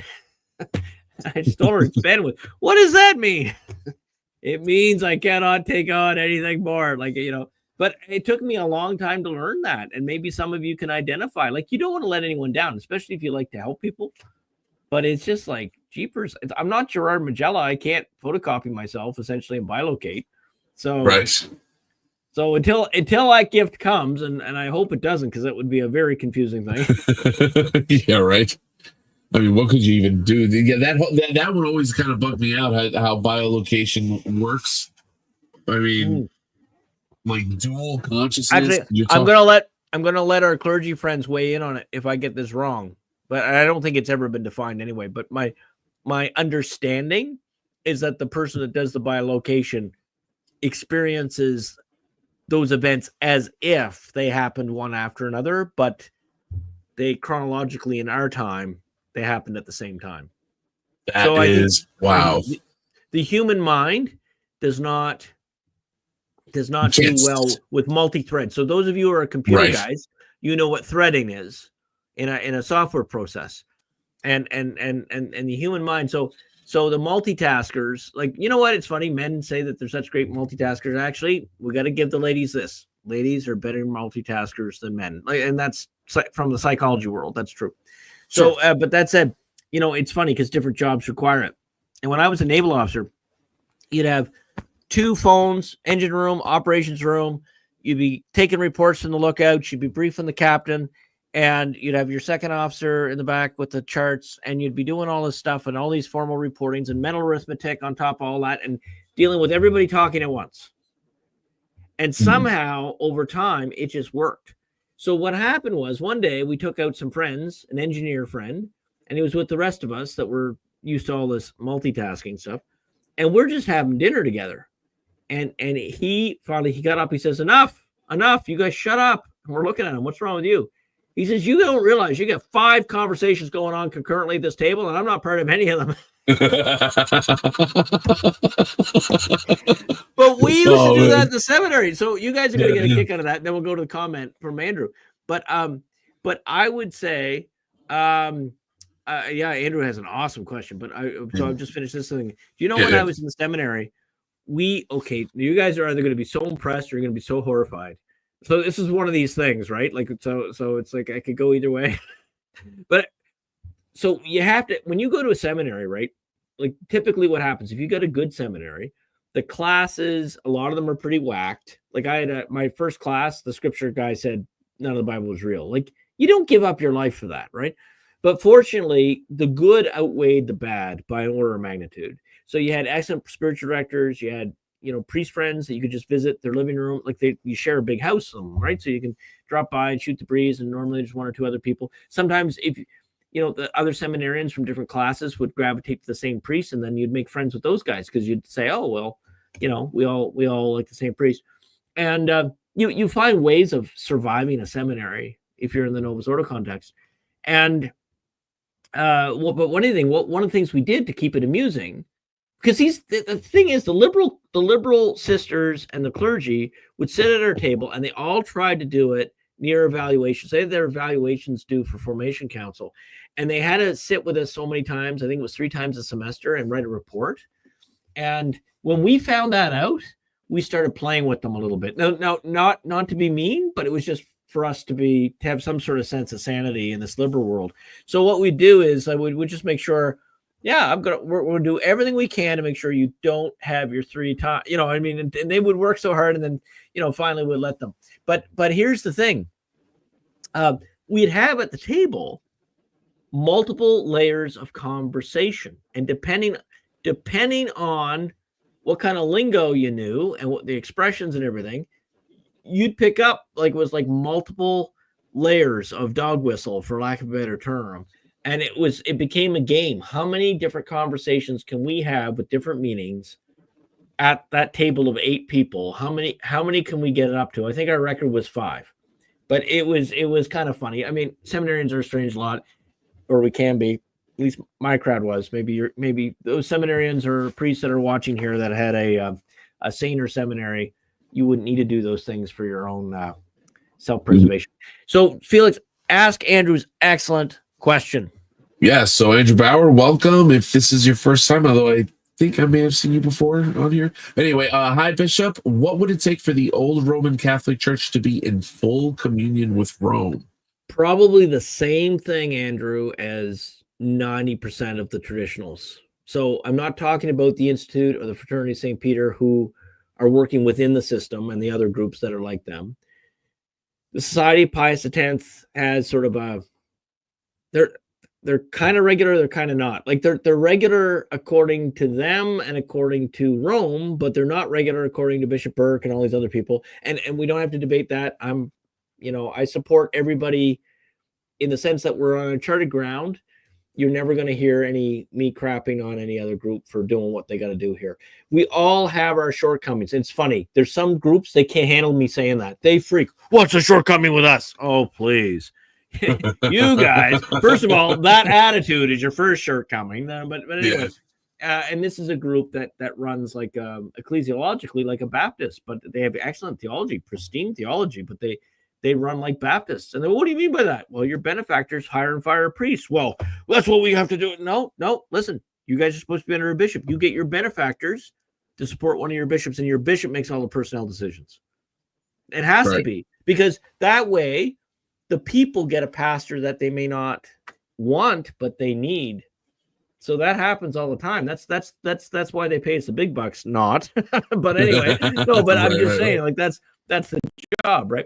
So what would it take for us? Well, okay. So first, I want to bring this up with Andrew because he's asking this as a sincere question, and I get insincere people on Twitter sometimes, and they like this. They I don't think they're ignorant because I've corrected them, and Father Martin Navarro has corrected them like 6 times.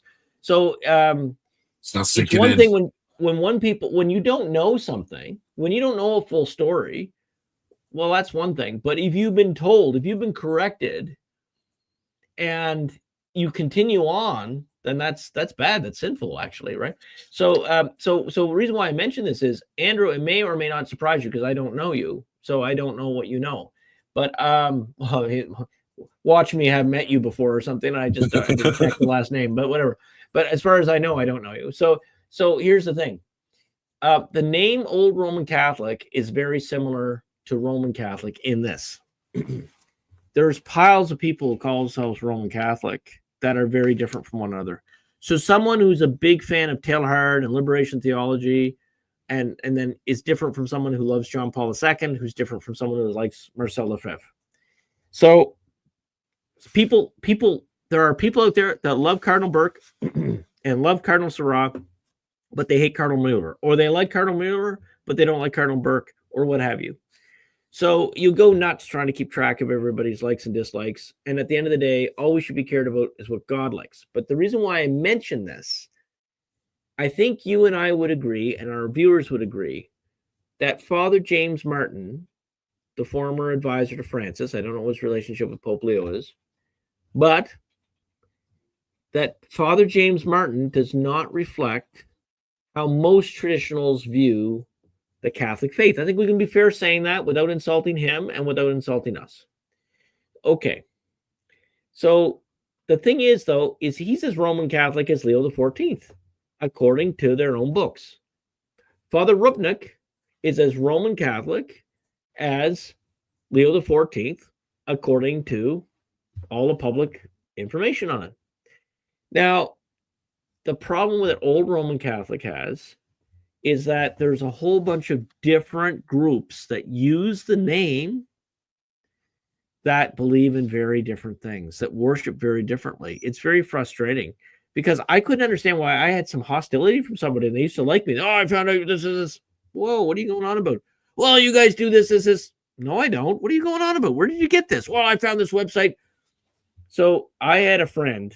Now, again, if you guys easily scandalize, just fast forward, like pause this and then fast forward 45 seconds because I'm going to say something that's going to unfortunately scandalize some people.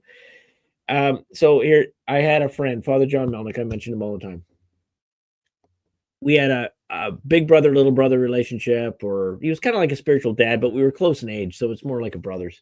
But anyway, he used to love to get my goat. I don't know whether it was the phase of the moon or whatever, and he knew exactly. He's known me 30 plus years. Hopefully he's in heaven praying for us now, but he knew me so well. He'd know just with one sentence.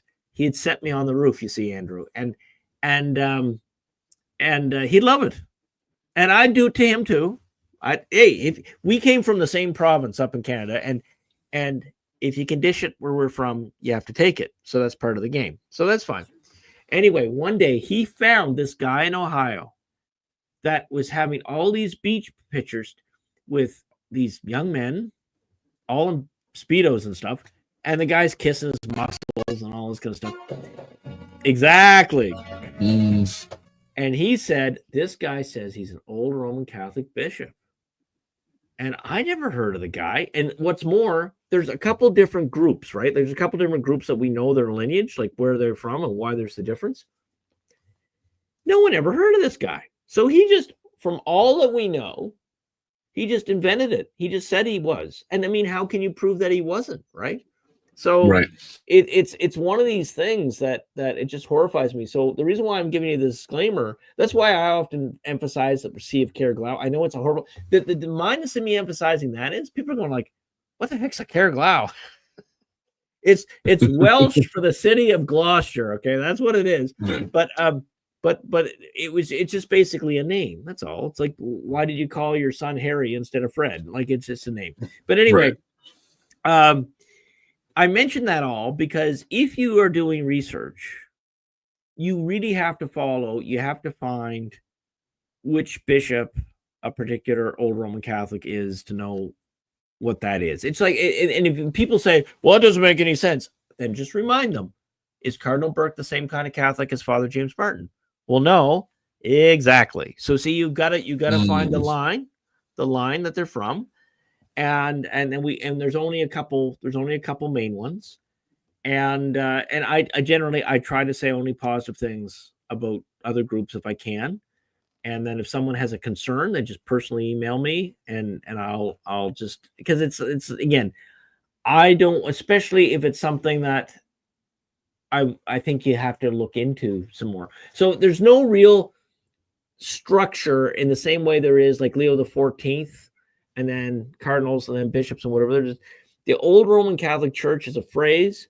It is derivative of the See of Utrecht, from a restoration movement trying to get Anglo-Catholics into the Roman Catholic Church. Long story, but basically the attempt of union was done at the same time that Rome was trying to reestablish the hierarchy in England.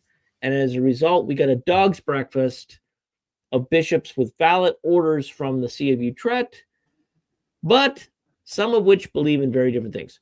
So Bishop Stowe of the Novus Ordo, for example, he has a lady who's taken hormones, and he acknowledges her as a religious brother.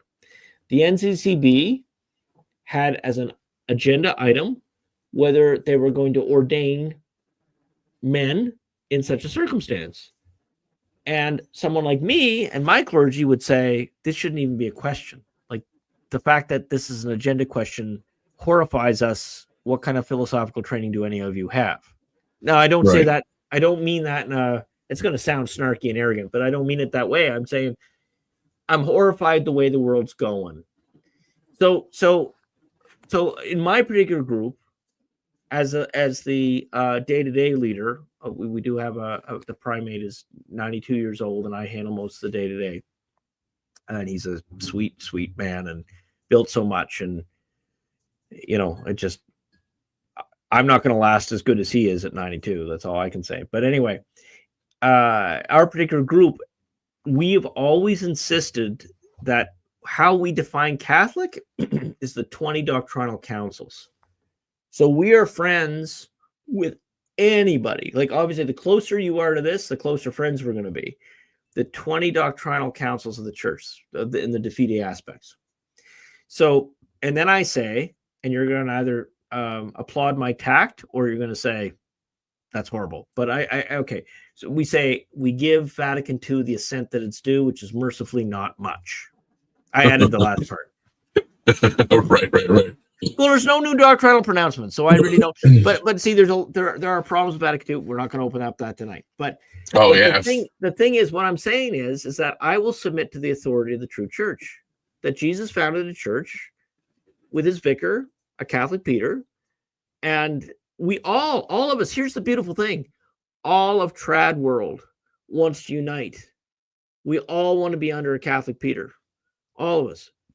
And then what people say, well, why not under Leo? Maybe we will be. But here's the problem. As it stands now, Leo is showing every indication he plans on pursuing the synodal path. And the synodal path, and their website celebrates Buddhism and Teilhard de Chardin and things like traditional Catholics just can't accept. So if Leo the 14th ever invited me on a Zoom call and said, Bishop Meikle, I appreciate your zeal, but stop saying those things. Like, well, can we bury the hatchet here? Right. And I would say, Your Holiness, yes, I can be your friend, and you can be mine, but if you're sincere about the synodal thing, and let's look at it from the best possible definition, you've got to listen to the voices of tradition. And so the thing is that in answer, oh yeah, there you go. Father Breaking Trad says he has no idea about my location works, but I wanted to finish Andrew's question. Yeah, sure. I'm sorry, poor Andrew will never ask a question again because this bishop is so long-winded.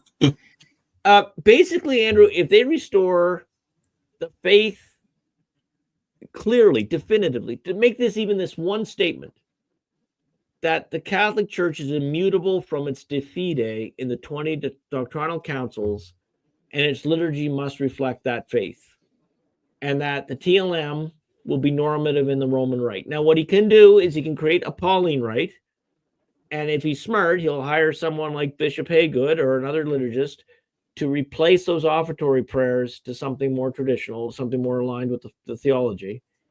And it's something could perhaps happen, but you can't call it the Roman Rite. The Roman Rite is the Gregorian Mass.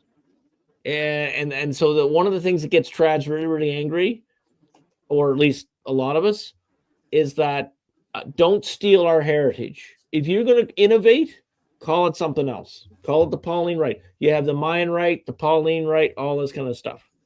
But see, the brand Roman Catholic is so powerful that they didn't want to mess with the name of the rite.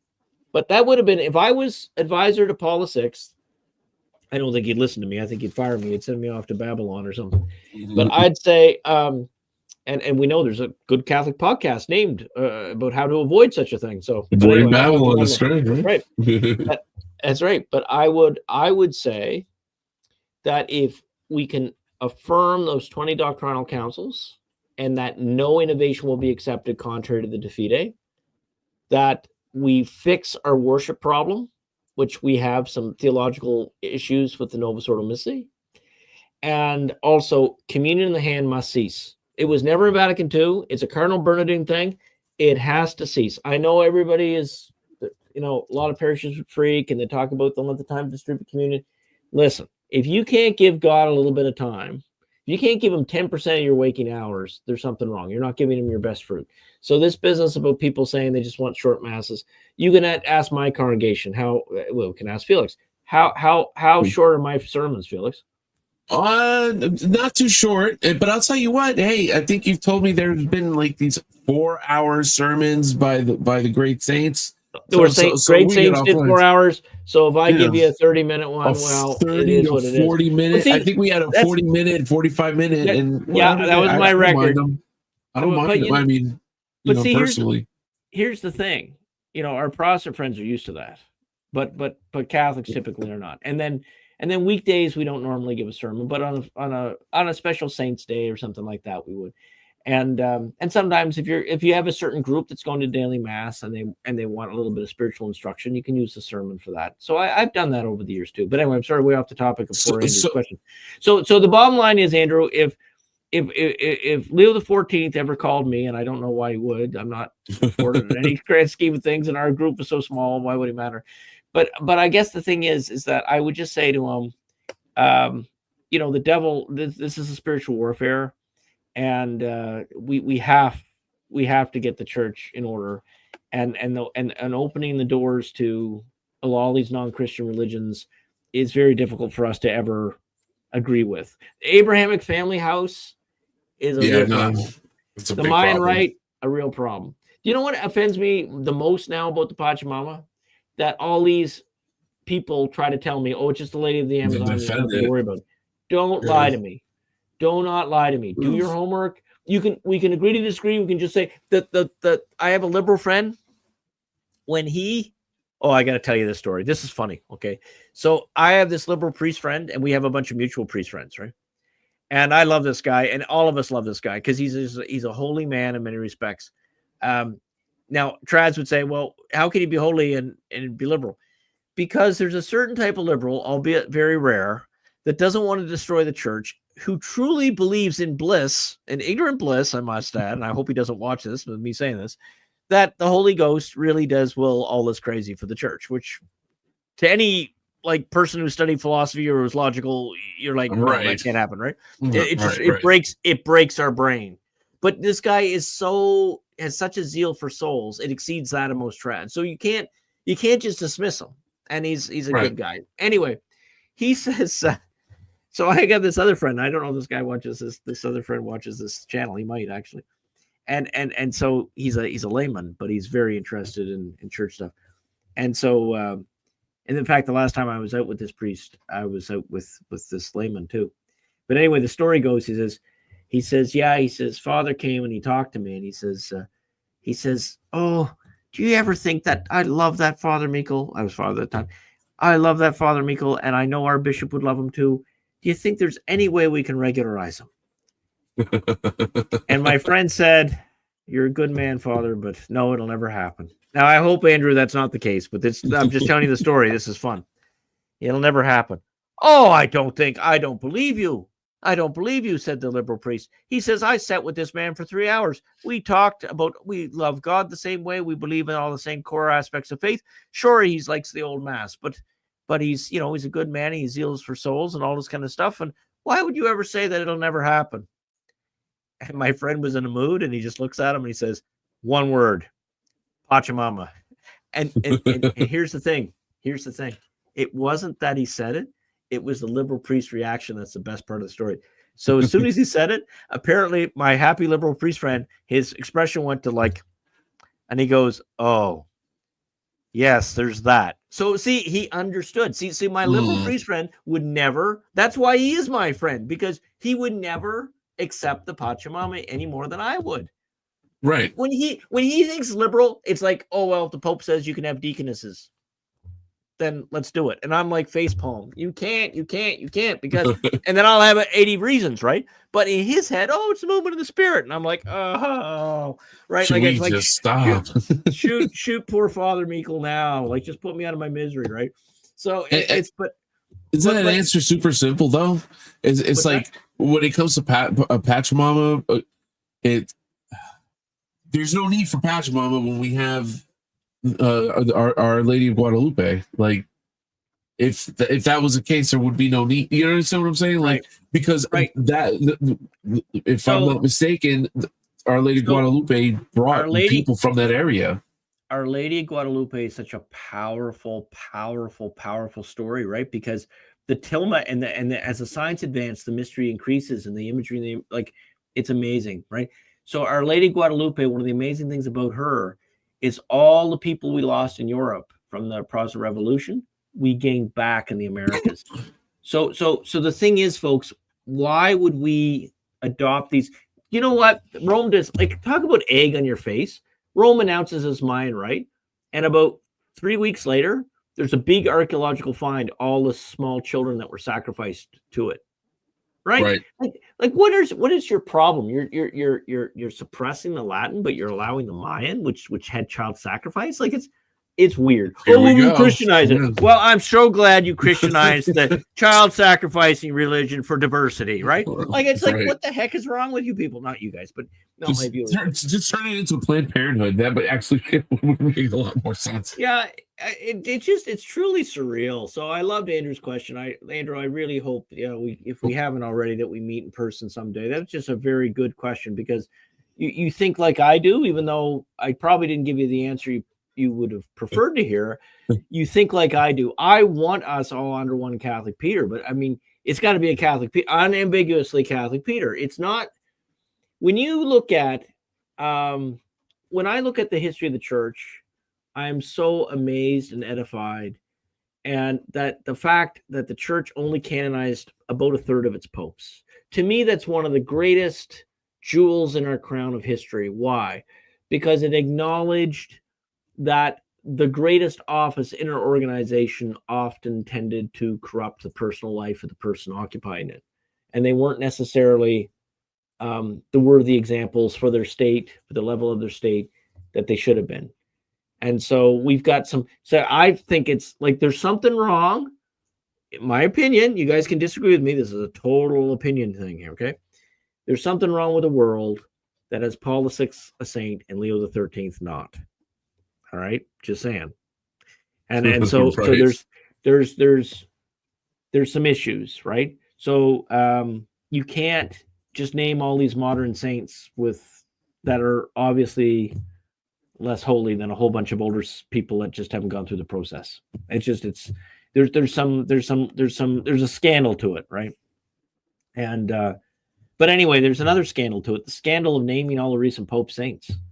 Like, if they're saints, like, seriously, then none of us have anything to worry about. Like, can you really say that those saints, the recent popes, were holier than all these other ones that went through so many trials? the Protestant Revolution and modernism and like I say, Leo the 13th is the best example. He's basically the father of Catholic social teaching, and they didn't name him a saint, probably because he offends the Anglicans. It's probably something stupid like that. And then the same way, like, you know, in the 60s, we stopped overtly preaching against communism, right? And That's right. Leo the 13th was against that. So you don't want to offend the communists, right? So I mean, I'm being a little silly, but we got to sort that out. And so, Andrew, I will say this too. I didn't know how. Bishop Haygood, did Padre Pio explain how he perceived the bilocation? So maybe you can answer that for us while we're finishing up here. But I think that's why. And now my friend Father Martin, he says to me, he says, Your Excellency, it's too easy. It's not going to happen. And again, we can agree to disagree, but I believe that God's going to give us an air of grace and a divine illumination. That's my personal belief. But it's not what I teach from the pulpit or whatever. It's just my personal belief or hope. It's a pious hope. I'm not one of these people that run after every prophecy. I'll listen to them all with interest, but I definitely believe that Leo the 13th's time of unleashing happened. I believe in Fatima. I believe in Akita, La Salette, and the others. Some are a little, well, again, I don't want down a rabbit hole, but there's a lot of foolishness, but there's a lot of good out there, and we'll see it as the fruits unfold. And I really believe that the church has got to make a decision soon. I thought that this last conclave might be the definitive one, that we either choose go all in on the first commandment, or we go all in on the aggiornamento, and which is the synodal path. And I'm telling you, if we go synodal path, I don't know what God's going to do. It sounds scary. Yeah, it's scary. Like, just remember, like, the people close to him are not spared the chastisement, right? So, I mean, we're all going to get it. I mean, and our whole nations, I mean, even put the church aside, our nation has rejected God, and we're the best of the West, Yeah.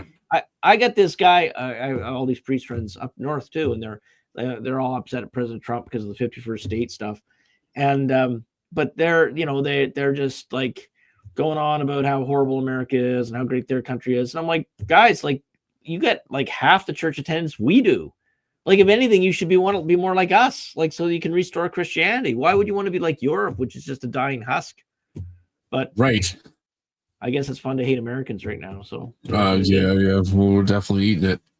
All right. So So Bishop says read about Padre Pio, how he bilocated. Pretty interesting to say the least. Now, Father, we're about 20 minutes over, just about.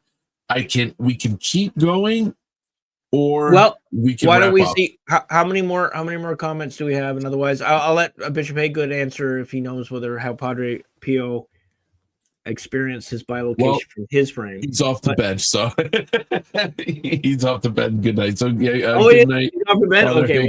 yeah. All right. Okay. Good night, Father. Good night. All right. I guess we'll power through these. There's only like 6 more, a bunch from Breaking Trad, a couple from Andrew. So.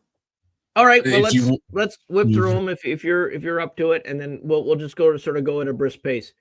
Yeah. Okay. So Andrew says we haven't spoken, but my wife and I come to IC with our 6 children. Oh, normally, my 2-year-old makes me want to pull out my hair, so we leave pretty quickly. I think I've seen him with the kids, so that's right. The only reason. Yeah, I think I've seen you too. Yeah. Yeah. You're the quiet guy with the beard, probably. Yeah, that's great. Yeah, grab me sometime. We'll have coffee or whatever too. Yeah. Or if you can go to men's group, I'm going next Thursday, so I'll be at his men's group at least until he finishes his transition to his next chapter. And I'd love to. And I mean, you see, we're a work in progress, right? Because the problem is, this is the problem. Like, we inherited a situation, right? So that little church that you visit, Andrew, was an English-only church when I came. And Archbishop Humphreys, he called me and he apologized. He was going on and on and on. And if you don't know his personality, but he's not a man to apologize that often, and this kind of thing to a subordinate. And he was so horrified that he would ask me because the pastor got sick, and he said that I'd come would I serve there? And he says, and then he drops the bomb. He says, it's an English church. And he says, and I know that you only want to do Latin. And but he wasn't asking me to do the Novus Ordo. He was asking me to do the, traditional Mass in English. And I said that I would. And I promised the parish I wouldn't change their 9 a.m. English ever. So as long as I'm a part of that, I'm never changing that Mass. I said, however, and the parish has to come meet me halfway too. I said, all the daily Masses are in Latin, and all of the course, and I'm adding the second Mass in Latin. And it was funny. The reaction was, well, no one will go to that. No, the Latin beats the English most days. Yeah. Yeah. So it's the daily Mass, now that we can have it every day of the week again, which has been a real gift, because for most of my years up there, where my residence was near the church, it was like a 10-minute drive from the church. We had Mass 7 days a week. And that was just one priest, me. And then now we have 3 priests up there, although one with health limitations. And now we have 7 days a week Mass up there again. So nice. That's great. The graces for that. I mean, you take it for granted, right? But when you think about it, if the problem is the church is far away from where everybody lives. Yeah. So yeah. So, luckily, I'm literally a 10-minute walk. So this is actually a 2-parter. So he says you're the one person. I think Felix is my one guy that could actually be there. See, Felix, if we had a school there, you'd have those stories of walking in the great snow banks of Florida early in the morning to serve Mass before Our Father and then go to school. It's fun. I found you, it's funny how I found you guys, because I just came back to the church, guys, for the first listeners. So, it was really awesome. So I'm glad you did. I'm glad you did, because, again, what I like about our particular charism. So someone said, well, why would I go to your group versus another group, whatever? Everybody, listen, anybody who's working for the Restoration is wonderful. And certainly some groups have the resources, that the music's beautiful and all this kind of stuff. And that, certainly it's perfectly fine to want beautiful worship. I'm looking for people that want to help us build. So, so we have a Scola. We're trying to train, the men that are brave, that, even if they go out of tune, they just have to learn to go quiet when they're going to go out. And we're trying to train a Scola, and then we're trying to, build them baby steps. But we had all these things. But then the problem was, for whatever reason, and it was some sort of anthropological thing, and by that I just mean sort of cultural, there's these age gaps. Like the next youngest clergy to me, Father Joseph, he's came in after me, but he's in between the age. But so take him out, because he's like an outlier. The next age is like I don't know, 25 years older than me. Like they're all old enough to be my parents. Like it's really weird. We have this gap, and I understand why we have the gap now. But as a newly ordained priest, I was like, what the heck is with this? Why is there this weird age distribution? But I get it, because what happened was basically we had this notion we only ordain, similar to you're only supposed to consecrate a bishop if there's a mandate. There's a reason to. We don't ordain people. So I get requests from ex-seminarians from some of the trad seminaries. So a lot of these famous trad seminaries, they have big beginning classes, but they don't ordain a lot. So a lot of guys go for a year or two and then they get married. Well, every once in a while, one of these guys will call me, or call Father Martin through me, and they'll say, hey, Bishop Meikle, I understand in certain circumstances a married man can be a priest. Will you ordain me so I can offer the holy sacrifice at my home for the graces of the Mass? And I understand why they're asking me, but we just don't believe it's a healthy thing for a priest is not for himself, right? So if someone's not willing to have a public ministry, we don't want all these priests running around that are valid, but they're not really part of the church, right? So it's an issue. And then so part of the reason why you have that age gap is if you've got 8 guys that are interested, but none of them want to build a church somewhere else, they all just want to be assistants. Well, we don't need 8. Right. And so they stopped recruiting for all these years, and then they got themselves into a real problem with age demographic. And the other thing is, culturally, we had one of our churches every once in a while you get, it's funny, like organizations and churches too, they get their cultural quirks. Well, one of them got a crying room, but see, crying rooms are very complicated for a young mother. It's like the bad dog house, right? So first of all, a lot of kids, if you go into a crying room, they freak out because they think they can, because they're now in the quiet room, right? Right. So a parent wants to teach their children how to behave in the actual church. But the problem is every once in a while, a child gets unruly. And I just tell them, just get up. It's okay. It's okay. Just get up. If your judgment is, okay, my kid's disturbing everybody, I'm going to take them out. And they do. Yeah.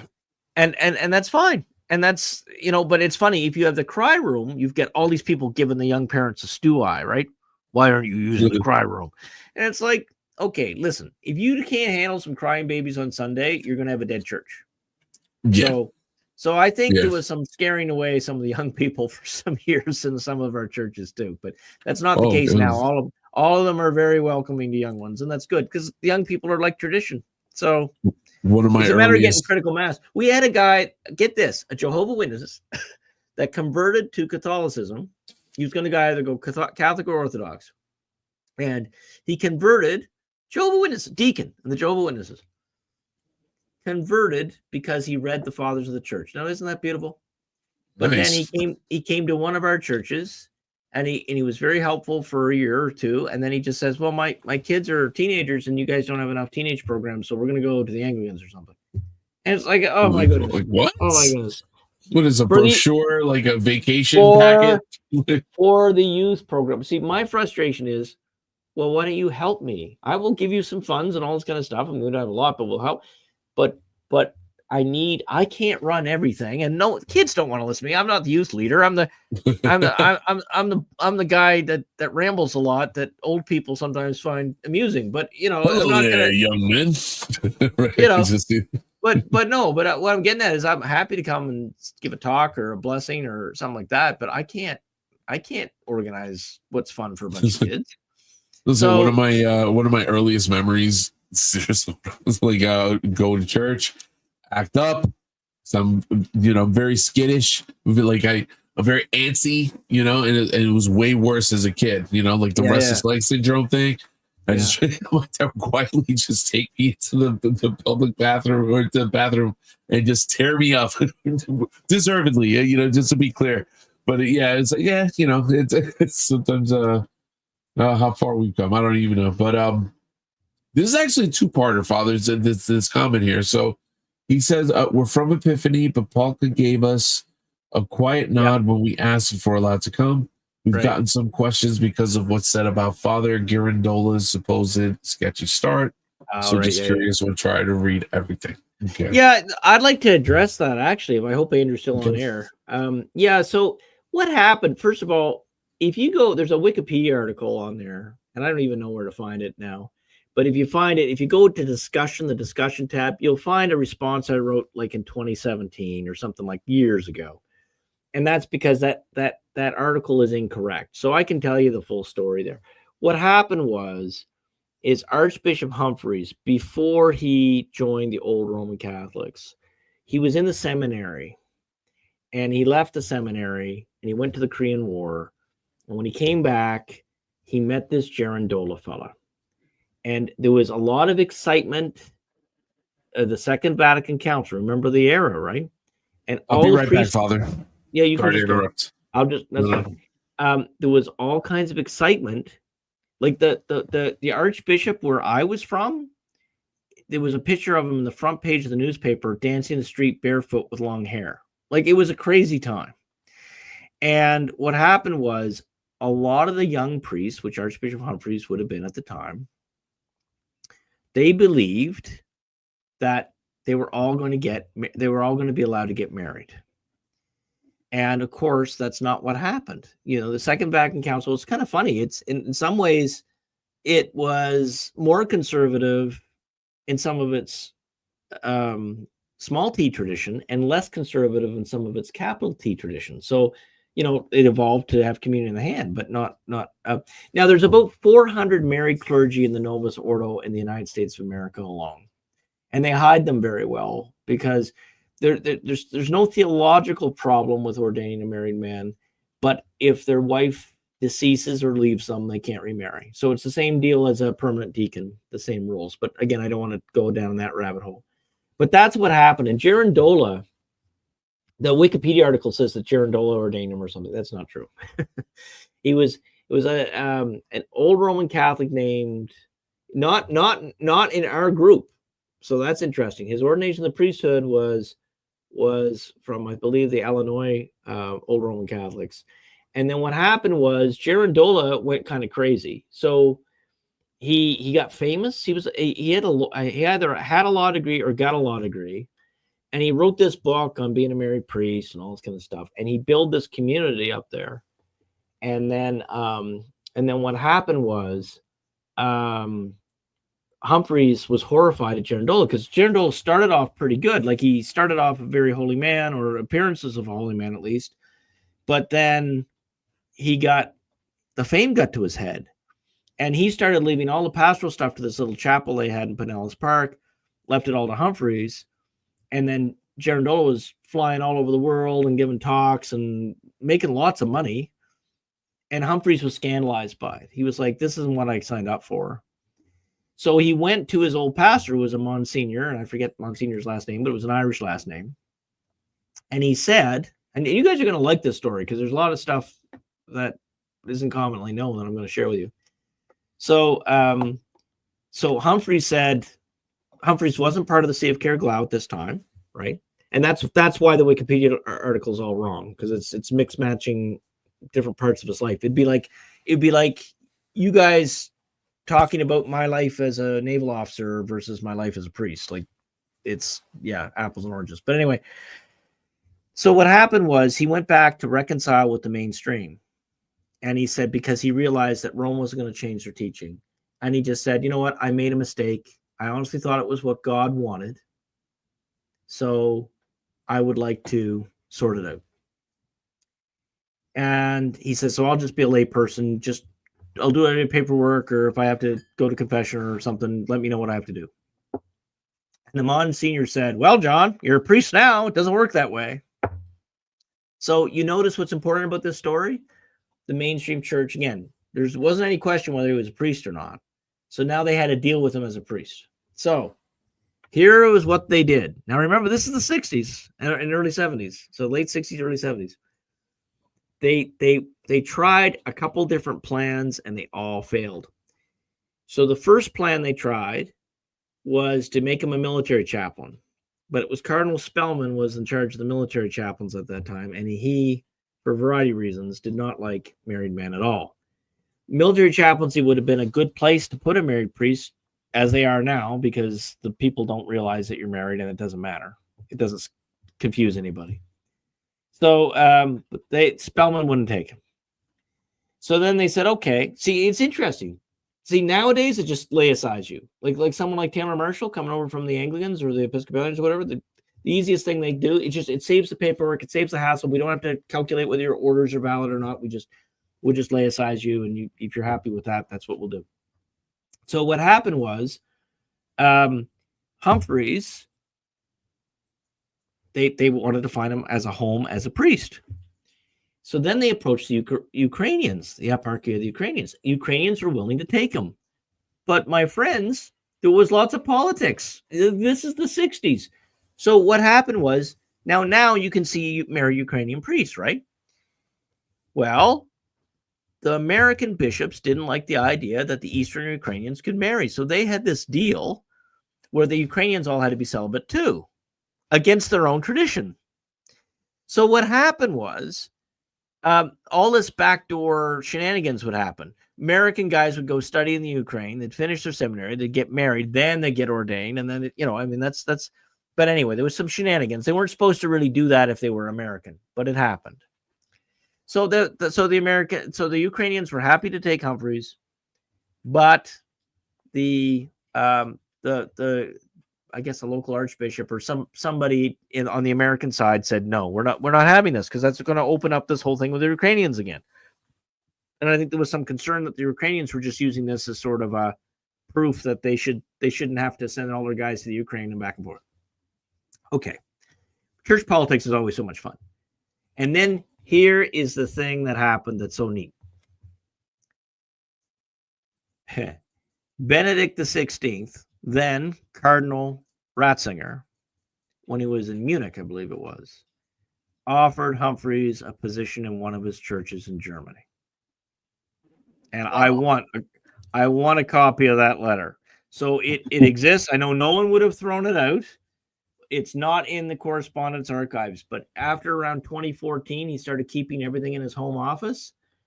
And I mean, it's accessible, but it's not sorted. So someone's going to have to go through all those archives one day. But anyway, I want that letter because I want to copy that letter. Just historical purposes. It's interesting because it tells us about what the church was going through at the time. And so what happened was Cardinal Ratzinger offered him a job, actually with the rank of pastor. Didn't even make him an assistant or whatever. And it was the only time. So Pat Humphreys, I've never met her. I mean, you guys haven't met her, but I met her, and she was a sweet lady. But she was a perfect priest wife. If priests are going to have a wife, this is the one, because she rarely intervened on church business. Like, didn't talk about parishioners, didn't interfere with her husband, didn't mind if he had to work all this time for the people of God. What happened is that she had enough of the church screwing him around. Like, he wanted to come back. He's an ordained priest. He was happy to be laicized. They weren't going to laicize him. They wanted to give him a job as a priest. So from her standpoint, they're screwing her husband around. And she finally lost it with the letter from Ratzinger. She says, if you're a priest in Germany, you're a priest here. Tell him to sort it. Well, so that was that. And so what happened was, I mean, he didn't know any German. Why would he? I mean, he was stationed over there. I mean, I shouldn't say he didn't know any. He probably knew some. He was stationed over there for part of the Korean War. But anyway, all this to say, in the meantime, he met Archbishop Gerard Shelley. And Shelley used to have his headquarters in Rome. And Shelley this is anecdotal. Again, I have no proof of this. I'm just telling you, these are the stories that have been going around for decades. And they kind of make sense in a weird way. That Shelley and Ottaviani were really good friends. They used to go for an afternoon walk at least 3 or 4 times a week. That's what we were told, what Shelley told us. Shelley, and why would Ottaviani, who is so hardcore trad cardinal, put up with someone like Shelley, you'd think, who's supposed to be a skizzy? Well, the reason is quite simple. They shut off Ottaviani's microphone. And the only people, like those of you who know the story of the Second Vatican Council, they were really vicious to Ottaviani, the liberals were. And he saw in Shelley someone who was just trying to preserve the old faith, even if our paperwork wasn't in order. So when all the avenues to go back to the Novus Ordo were shut down, Humphreys had met Shelley, and Shelley said, well, we could, and by this point, Girandola was sort of melting down. He was doing weird stuff, and he had no interest in the parish at all. So the parish was turned over to John Humphreys, and in the meantime, he entered the See Care Glau. And then years later, I guess about 4 or 5 years later, he was asked to be the Bishop of Florida, and he refused. He said, I just want to be a parish priest. I don't want to be a bishop. And Shelley told him that if he wouldn't accept it, he wasn't going to ordain, and he wasn't going to consecrate anybody in the U.S., and they'd all have to fly to England anytime they wanted to ordain somebody. So the one last thing I want to leave about our history that's really kind of neat is that there's a lot of debate, and there's a lot of incorrect information that comes out in some of the Catholic Twitter. Like, for example, people accuse us of being old Catholic. We're not old Catholic. Okay. Old Catholics do not accept Vatican I. They don't accept as dogmatic as the Immaculate Conception and the Assumption. We do. We accept everything that Archbishop Lefebvre would accept. Any variances we have are not in the De Fide realm. We do have, for example, an English liturgy. That's the old Mass, the Gregorian Mass in vernacular. As a low Mass only, primarily it was for a teaching mechanism, but also for people in transition, Protestants and Novus Ordo people, we've retained a low Mass version of the vernacular. So some trads don't like that, but it's better than the Novus Ordo, right? Right. So there's that. And of course, communion all in the tongue. There's none of that funny business with the hand. And then, so what sort of happened? What's neat? We had 80 parishes or so at the height in the 50s. And then what happened was everybody basically at a clergy gathering realized, why are we separate? Why are we separate from the mainstream? Remember that the church was on ascendancy, and in practice, so the reason why we were our particular group broke off from Utrecht was to help the Anglicans, essentially wanted to be Catholic, and then it evolved in the North American side to be taking care of the various ethnic groups that were ignored by the mainstream. So basically, the Italians and Germans, or excuse me, the Irish and the Germans ran everything, and Italians to a lesser extent. And if you were anything else, you were kind of excluded. And so there was some resentment, especially amongst the Polish people, but that's another story. So, and they ended up, that's why you have the Polish National Church.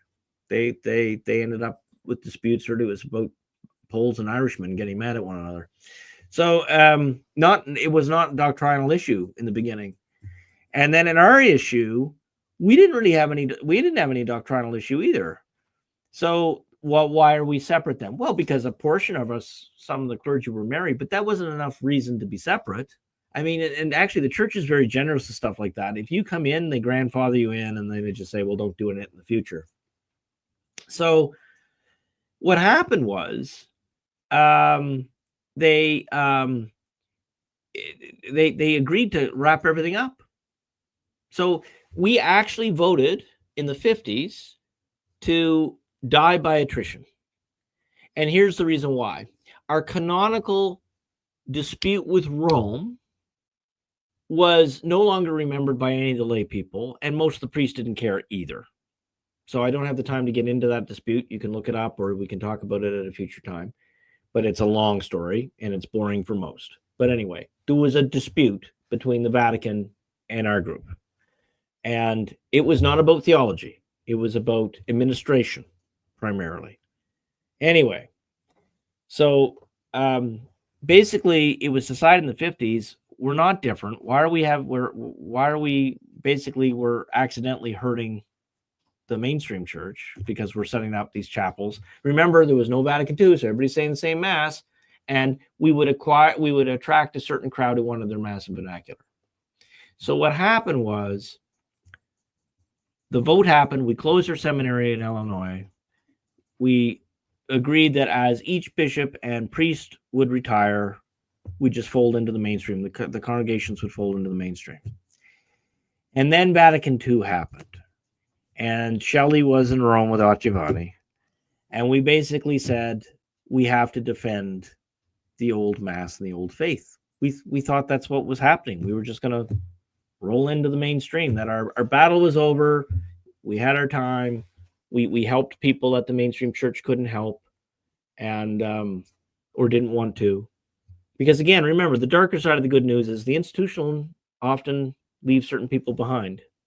And we like to think of that in terms of liberal conservative. No, sometimes there was ethnic stuff. Look up what the church did with the Cristeros and the Vendées and the French Quebecers, and you'll see why there's resentment with the institutional church even before Vatican II, right? And these are the people that were trying to be faithful. And the church was siding with the seculars or the Protestants. So, church politics is kind of icky, right? But it's good that you know, because then you understand why we exist.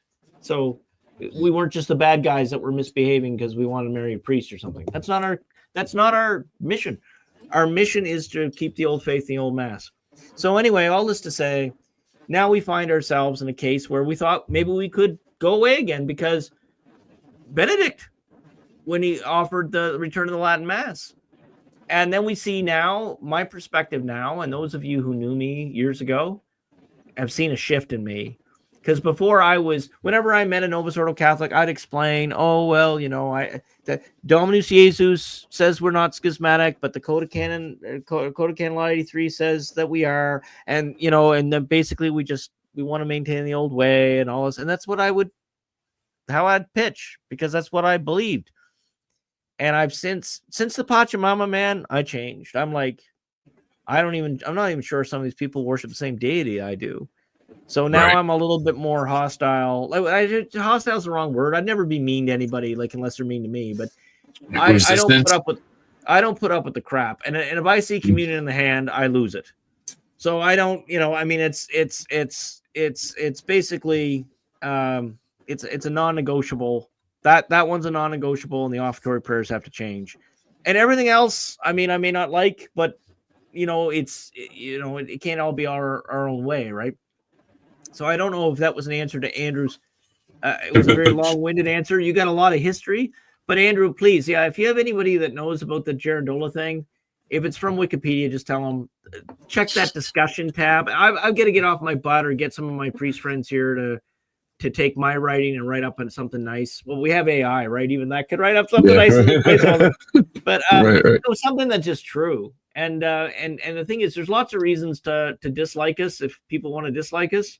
Like, I'll tell you, the biggest criticism that I've had, and no one that's waited this long is going to be surprised. The biggest criticism I had is I had two people say in the span of 6 months, "You are the most divisive person I ever met."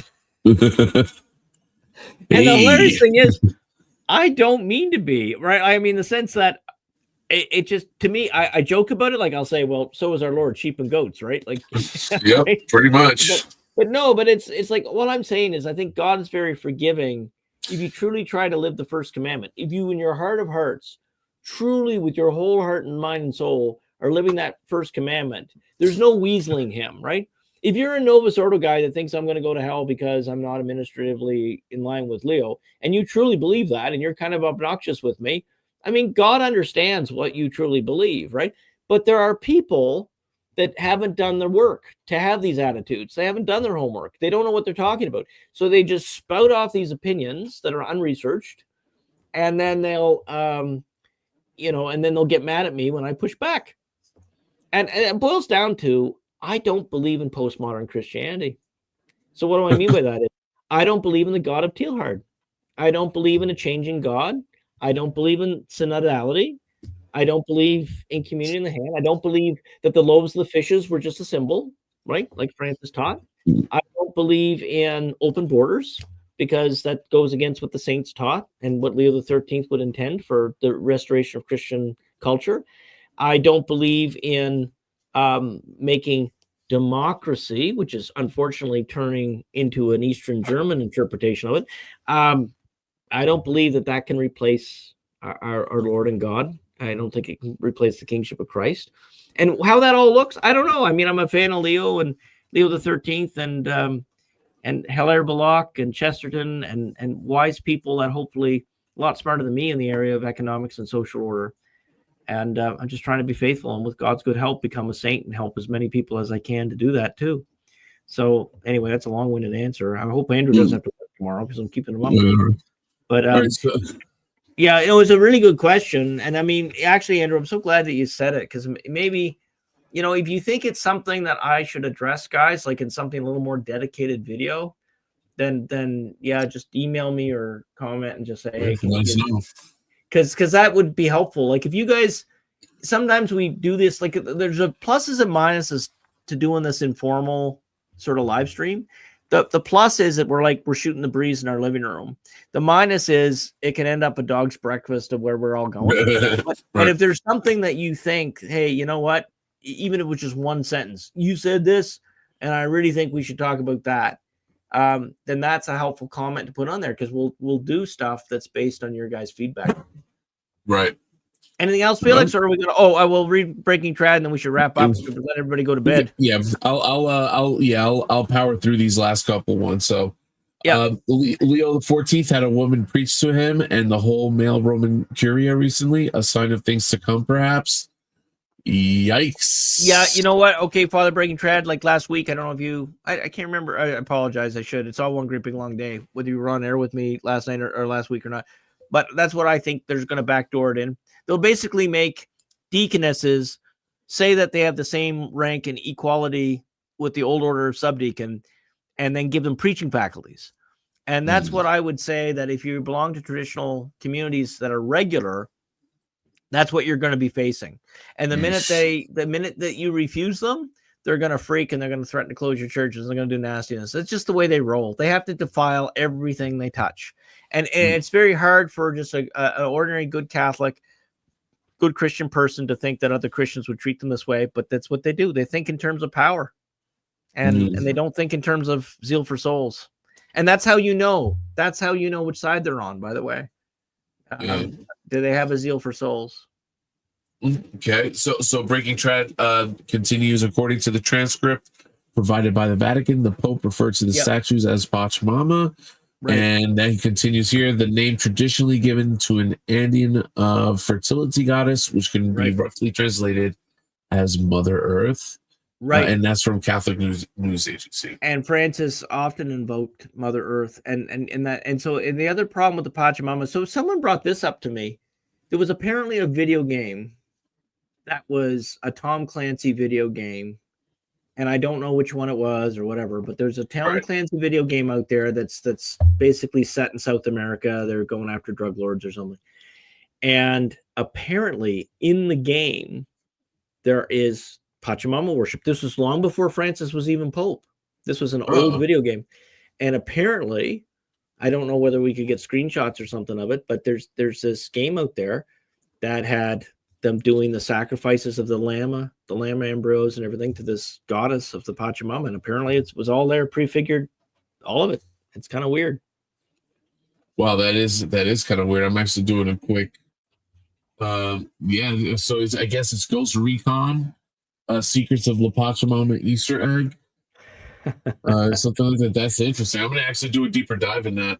All right. So I appreciate those questions so much, Andrew. I really do. Like, there's so many people, they don't ask, they just say, they read it or whatever, and they only hear one side, and then they don't weigh both sides, and then they don't pray about it, right? So what happens is, like, actually Father Palki, he recommended, he sent someone to me. It's just so funny.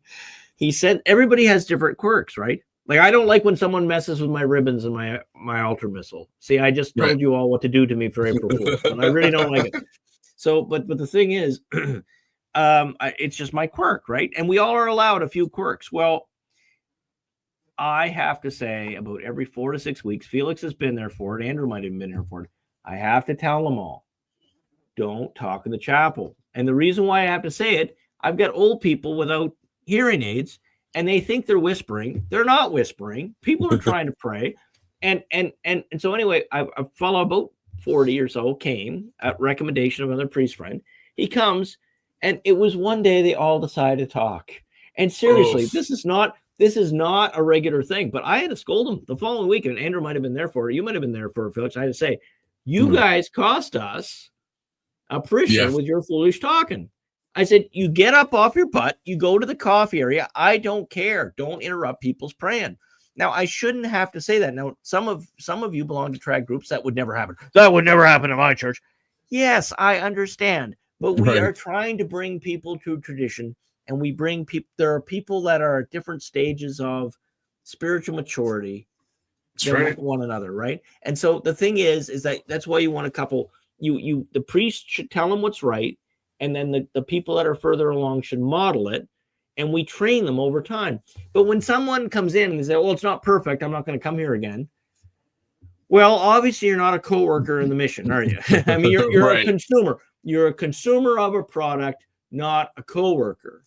And Christianity, from the apostles, Mary and Martha and Lazarus, Nicodemus, all these New Testament figures, none of them were consumers of a spiritual product. They were all co-workers, right? So that's why I say, in a sense, I'm glad. I mean, not that I hope this person never watches this. This would be so horrible. But yeah, the guy just basically, and he went to the priest that referred them to me, and I might as well go to Nova Sordo if they're just going to talk like that. And it's just like, right? Did it happen? Yes. Was I horrified? Yes. Would I have been horrified even if that guy wasn't there? Yes. And I tell him, but it wasn't, you know what I'm saying? It's not a regular thing. Every once in a while, it's funny because it's like every once in a while I'm driving up to the church. I got about an hour and a half drive, and the highway is empty.